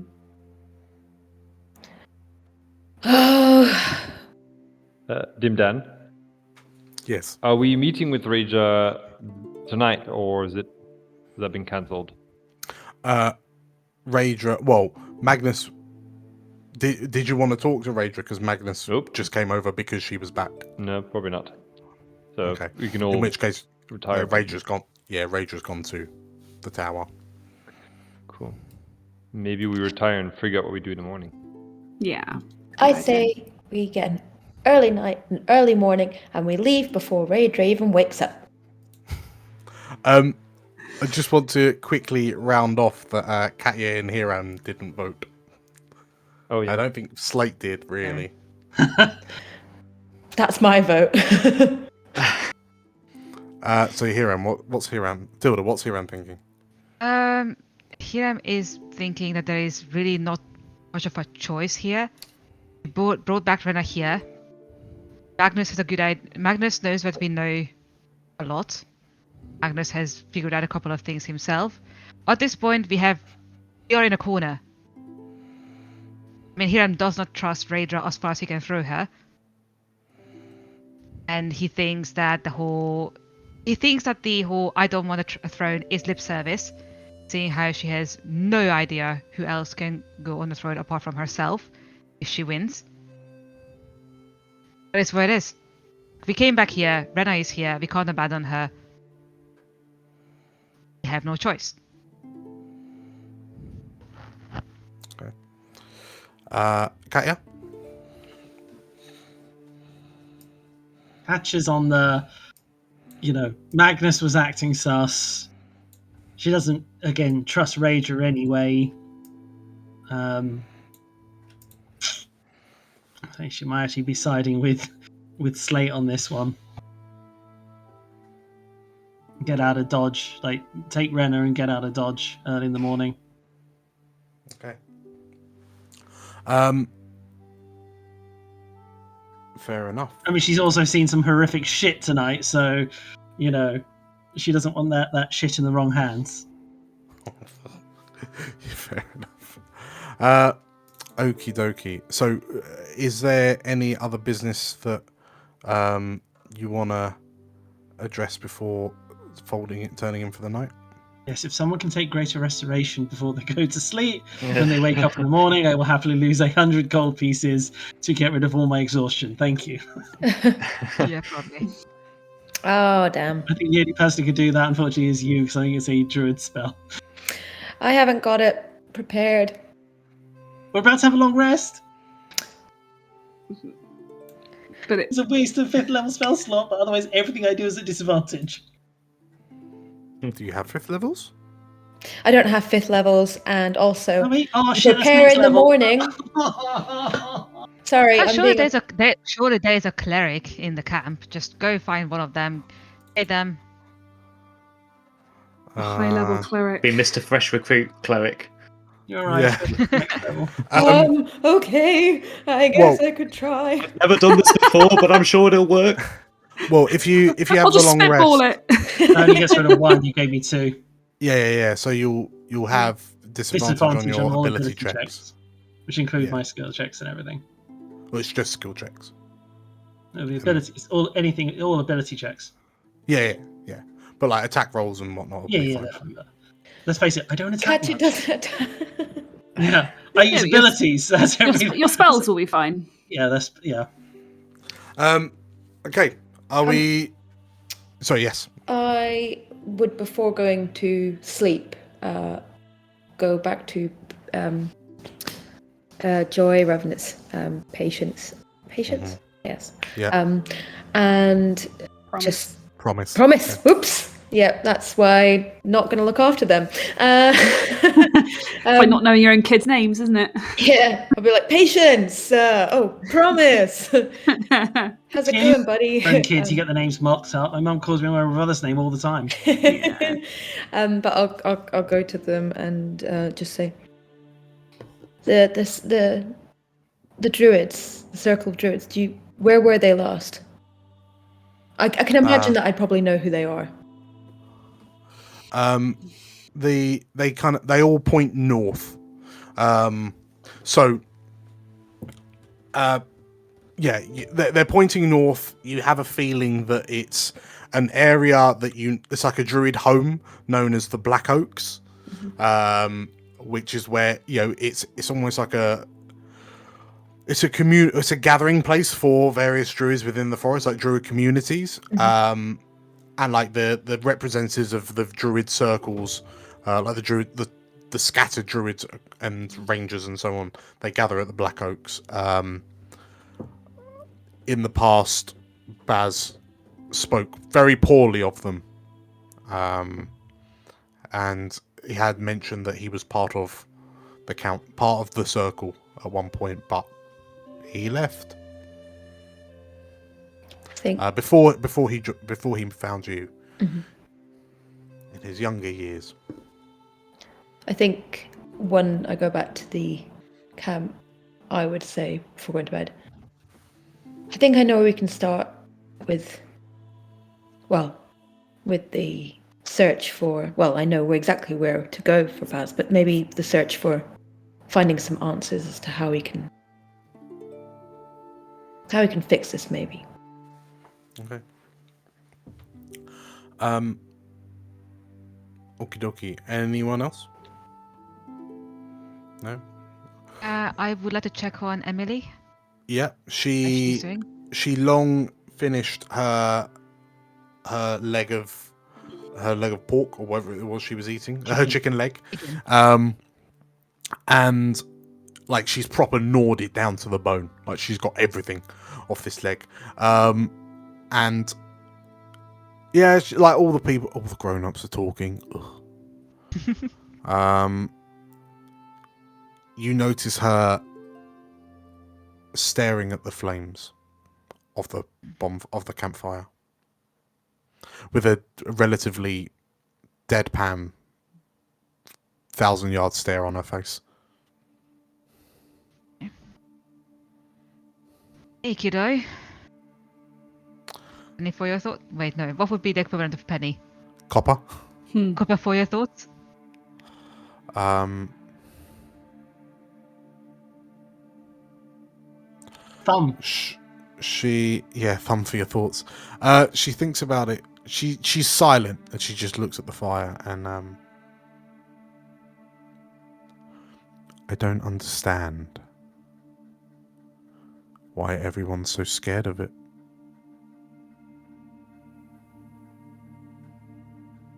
I mean, Scared of?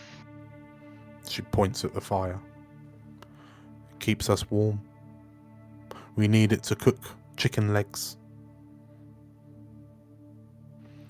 Everyone's scared of it, but I'm okay.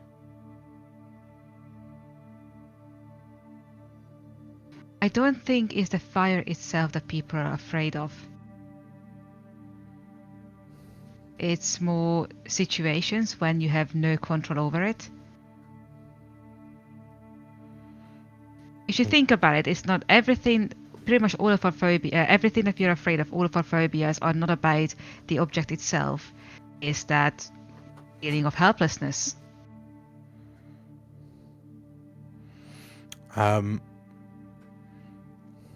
She frowns.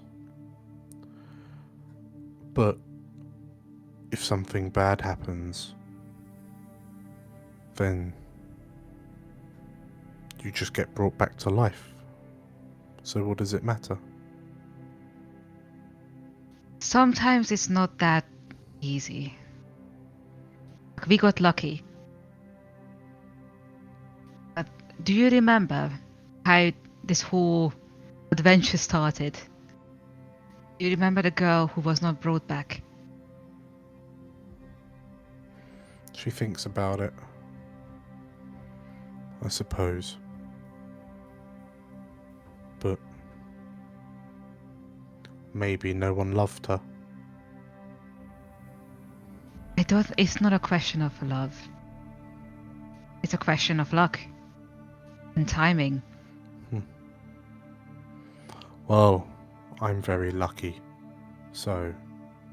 You are very lucky, but Emily, I need you to understand that the reason why I have been a bit weird, because I don't know if we can bring you back again. And the idea that you can be gone just like that, it is very scary. And you know, I am not a cleric.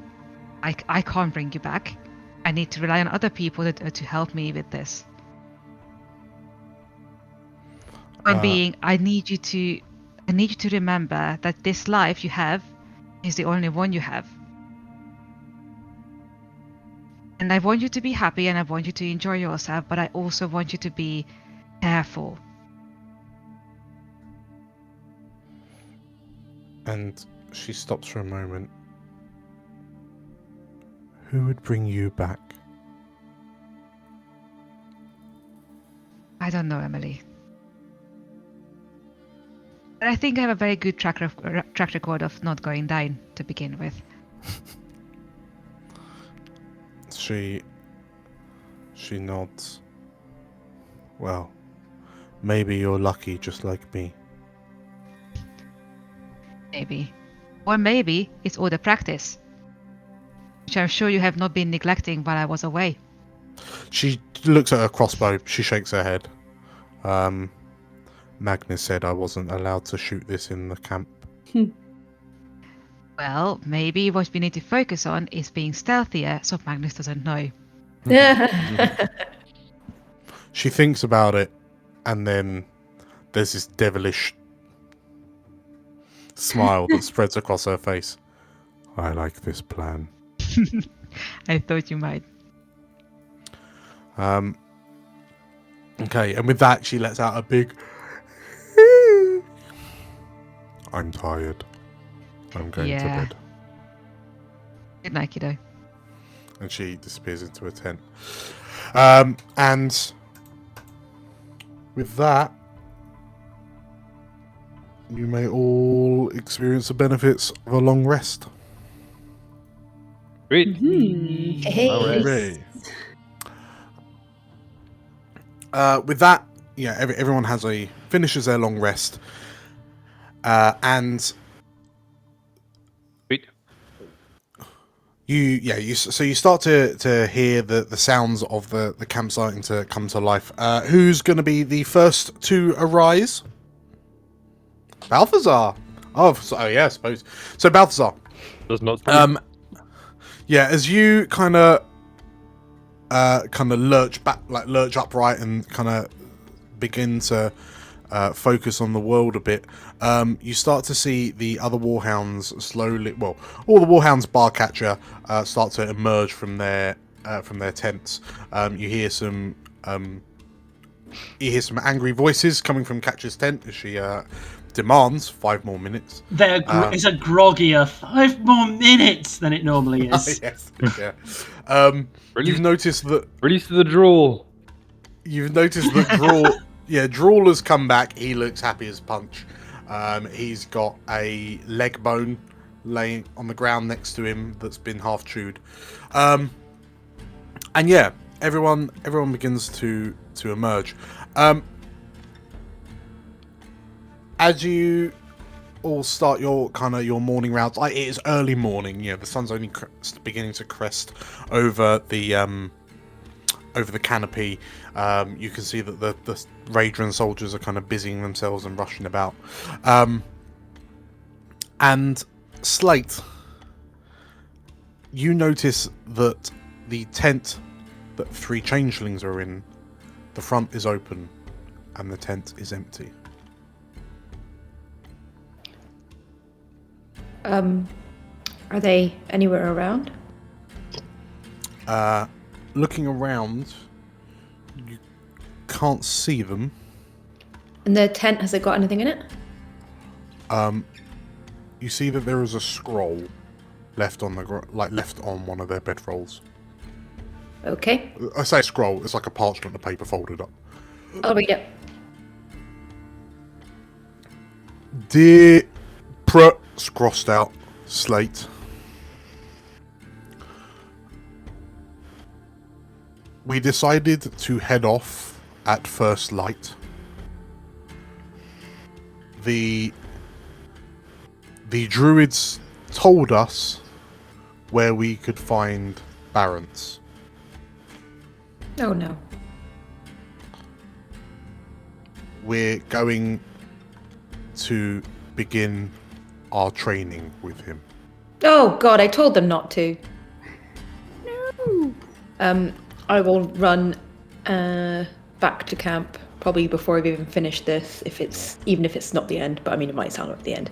And run back and go, okay, we have a problem on our hands. I don't know who will be happy to help, but I think we need to go right now. Help? I love helping, Badger says as she does her morning stretches. What's happening? The changelings have gone to find Barrens and they know where he is, and well, I know where he is, but I don't.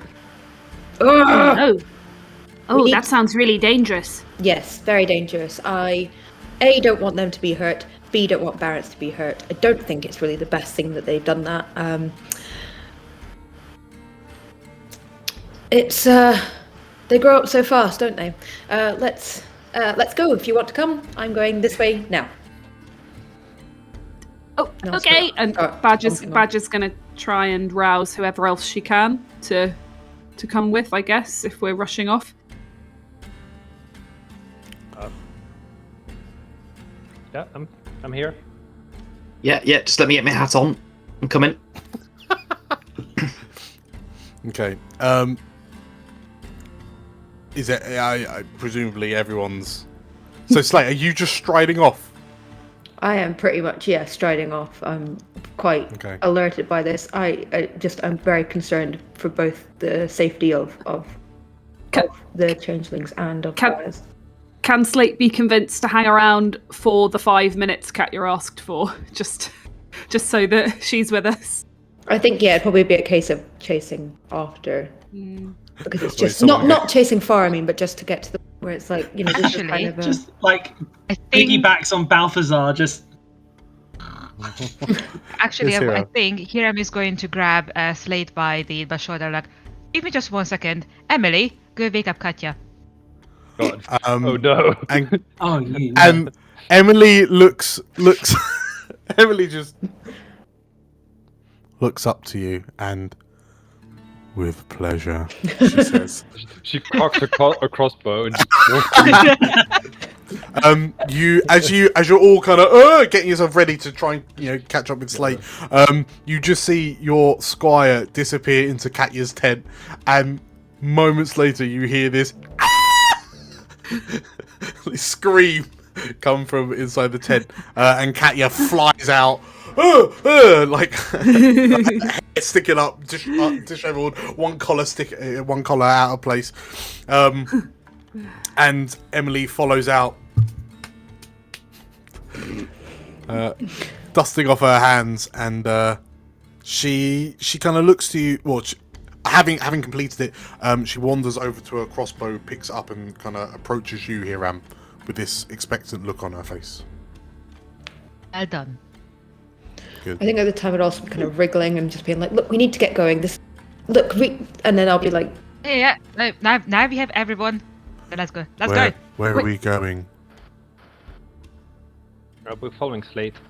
I have no idea. Badger's just going to quickly check on Wrenna. Is she still unconscious or is she awake? Wrenna has at some point in the night turned onto her back, and like she has her arms down by her side. It's eerie seeing, like, elves normally trance, right? Badger, you've seen this. I mean, Wrenna looks dead. Like, oh god, she's not trance. Like, elves don't sleep. She's not trancing. She's just laying there, unconscious. Oh my god. Can I do a quick medicine check just to make sure she is unconscious and not dead?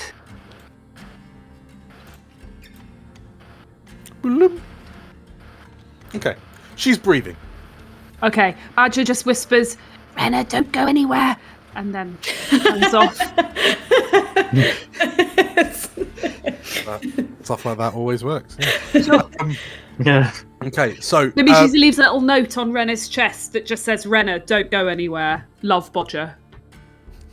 God. Now I can see in the future she wakes up like, I can't read. Yeah, that's tonight's elsewhere.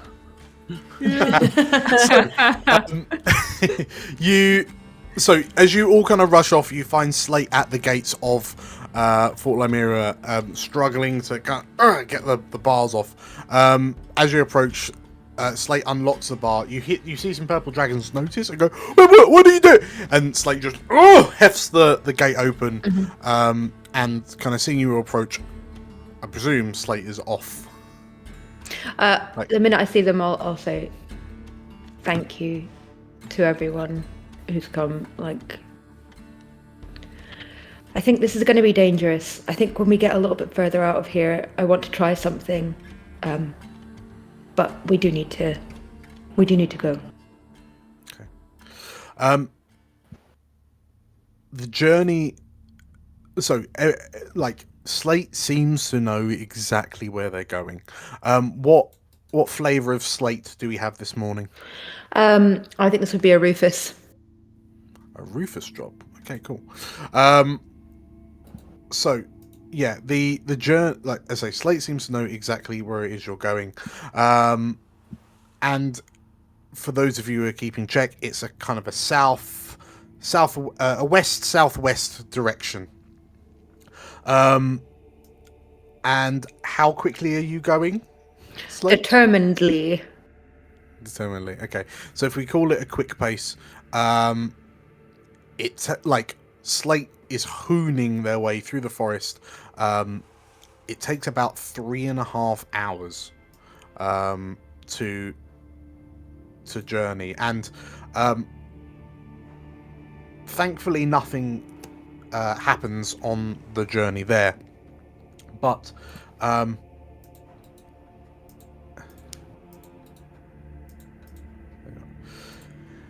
soon enough, you arrive. Before we get there, sorry. Yes. I'm gonna move over from the group. I'm gonna just say, I'm going to just try something, and well, I'm going to try the same thing again. I'm going to just get out the sickle, try and do something. It might be a bad idea, but I just want to see if I can do something. So you notice that when you get the sickle out, the blood is rusted. When are you doing this on the journey? Sorry. About, I'd say halfway there. Halfway there. So halfway there, you get the sickle out. It looks like the same old rusted sickle as always, and yeah, it when you tentatively grab it, but nothing seems to happen. Like, if anything, as you grab it, you feel a sense, and this sense of relief. But for a moment, it almost feels like maybe it isn't your own relief.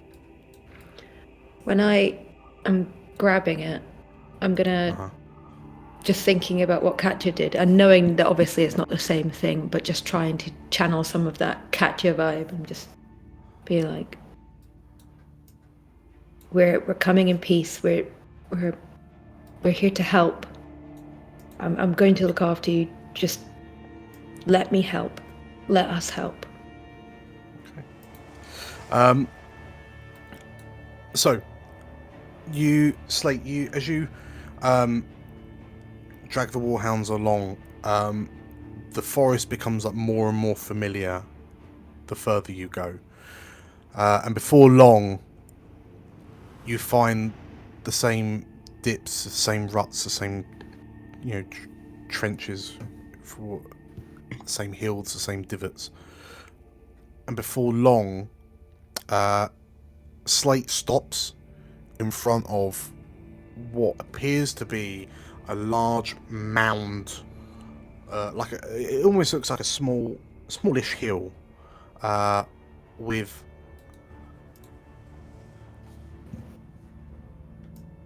a cave entrance on it. Cool. The sides of this hill stretch up approximately 20 feet.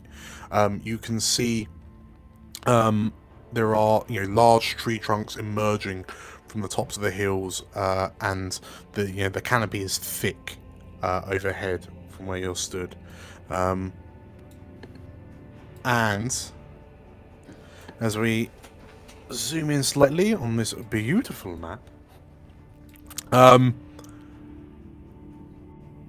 at the entrance, The shadows are like really well done. they're really well done, aren't they? Yes. This is actually a BIRDIEMAPS map, and thank you very much, BIRDIEMAPS, for letting us have this map. We'll do a bit of exploring in a second, but stood at the entrance to the cave is Reverence, and Reverence turns and watches you as you approach, and they shout out, Slate, I am happy that you've come. Don't you slate me.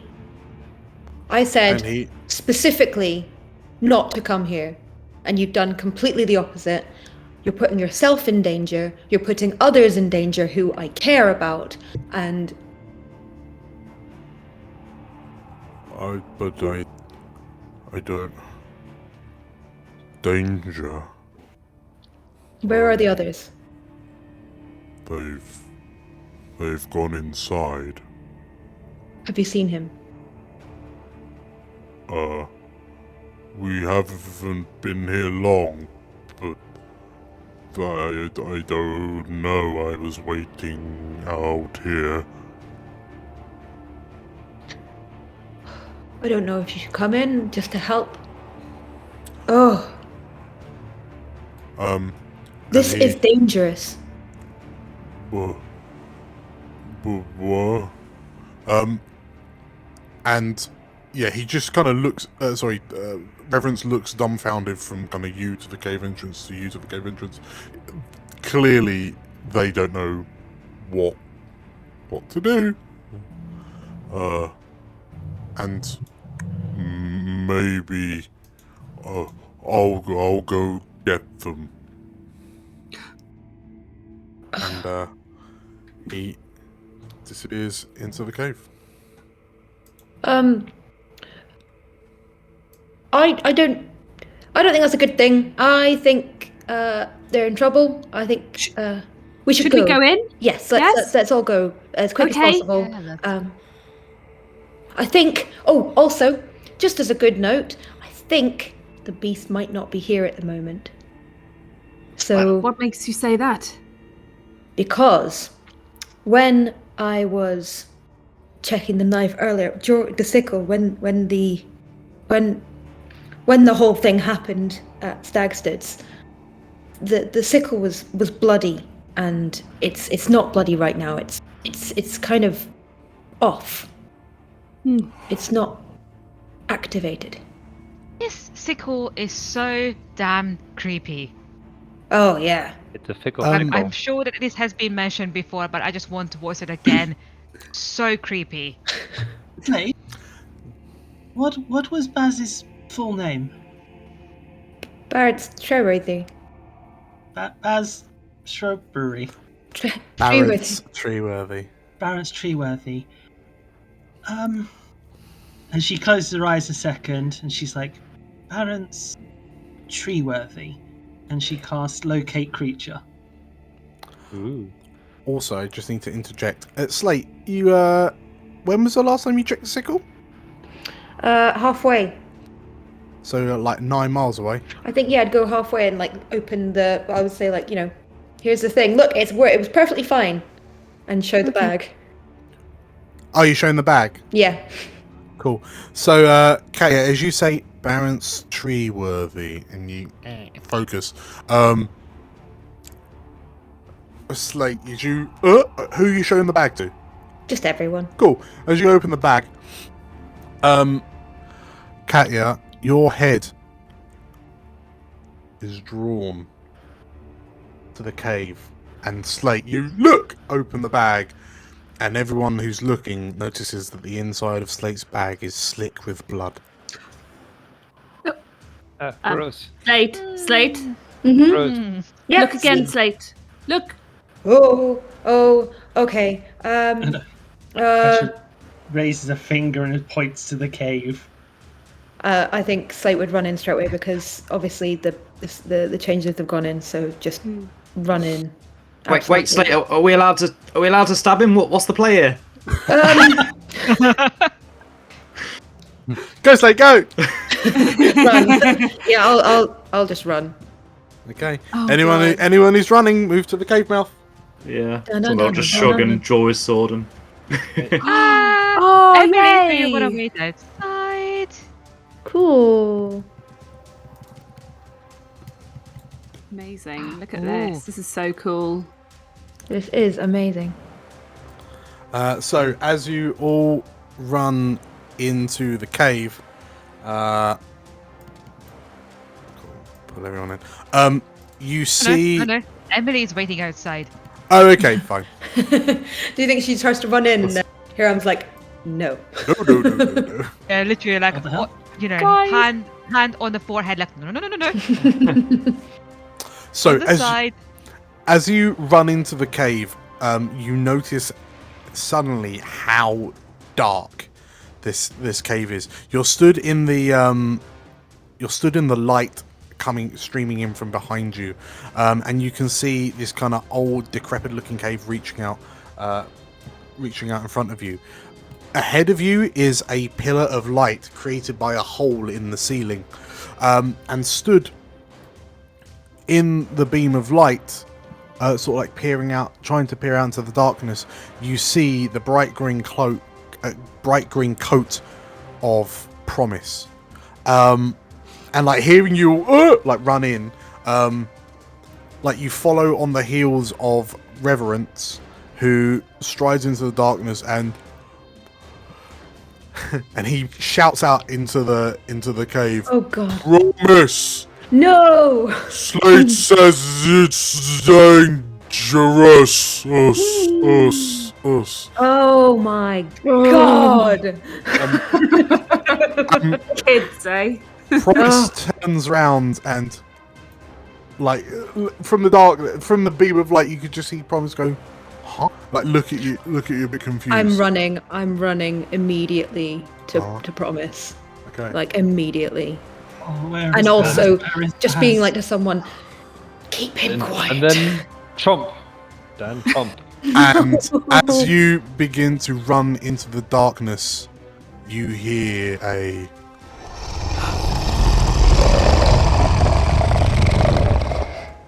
and Promise stops and slowly turns their head to look over their shoulder, and in the beam of light trickling from the ceiling, you see a shimmering shape. Oh my god. God. Oh no. That'd be ugly. And Oh no. as the black scaled with red markings creature glooms up and decloaks, it releases a Holy shit. a echoing roar, and we'll call it there. No! Like a xenomorph meets a devil meets a T-Rex. It's terrifying. I'm not going to lie. When you first made the noise, I thought it was snoring. It's like, oh, it's asleep. Okay, great. It was. Oh god. Gee. Oh gee. Congratulations, everyone, on completing session 11. Ooh. No. Wait, Oh, when do we start complaining about leveling up then? When does that happen? next time, isn't It's it? every week, so get is it- ready, everyone. Done. I think it's starting, two, it's starting from one. this week. Yeah. Yeah, done. Level 9. Level 9. Yeah, there you go. So we can start. We can officially 10? start the petitioning for. You can start petitioning, Yeah. and I can start ignoring. Beautiful. Awesome. Thank you, everyone, for playing session 11. This is the Oh way. no. This is the way. I wonder what's going to happen to these beautiful alabaster-skinned babies in this beautifully crafted cave. Quick shout out, thank you to BIRDIEMAPS for giving us these maps. The stuff they're creating is Very fantastic. We'll have a link down below to Birdie's stuff. By all means, reach out. Give them some likes. Sign up to their Patreon. It's all good stuff. Otherwise, I'll see you lot next week, and I'll see you lot next week. See ya. See you Bye next bye week. bye bye. Bye. Bye. Toodaloo. Another week, another page in the story of the Warhounds. How will Slate deal with this fearsome encounter? Can they save the changelings from the Beast of Malar? Can they save Barents? We'll find out in the next session. Thank you for watching to the end. These sessions really are a joy to run and present to you all to watch. A year ago, I wouldn't have expected to be in a position where I'm able to share our adventures with the world, and I'm really excited with the response we've already had. I wanted to give a huge shout out to BIRDIEMAPS, who's running their own Cormyr campaign at home. Their maps are awesome, and I'm humbled that they shared them with us, and I'm thrilled to use them. A fantastic way to support BIRDIEMAPS is by joining them over on Patreon. Their Dungeon Master tier gives you access to all of the current and legacy maps with variants, optimised to import directly into Foundry or Roll20, as well as all the assets used in the maps. Higher pledges even give you access to custom made maps for those unique visions that you have. I'll leave links to BIRDIEMAPS addresses in the description down below. If you're interested in seeing more of our Cormyr content, you can click here for another video. It'll really help us out if you subscribe to the channel, which you can do by clicking here. We release new videos and shorts weekly. Again, thank you for watching, and as always, may the realms endure.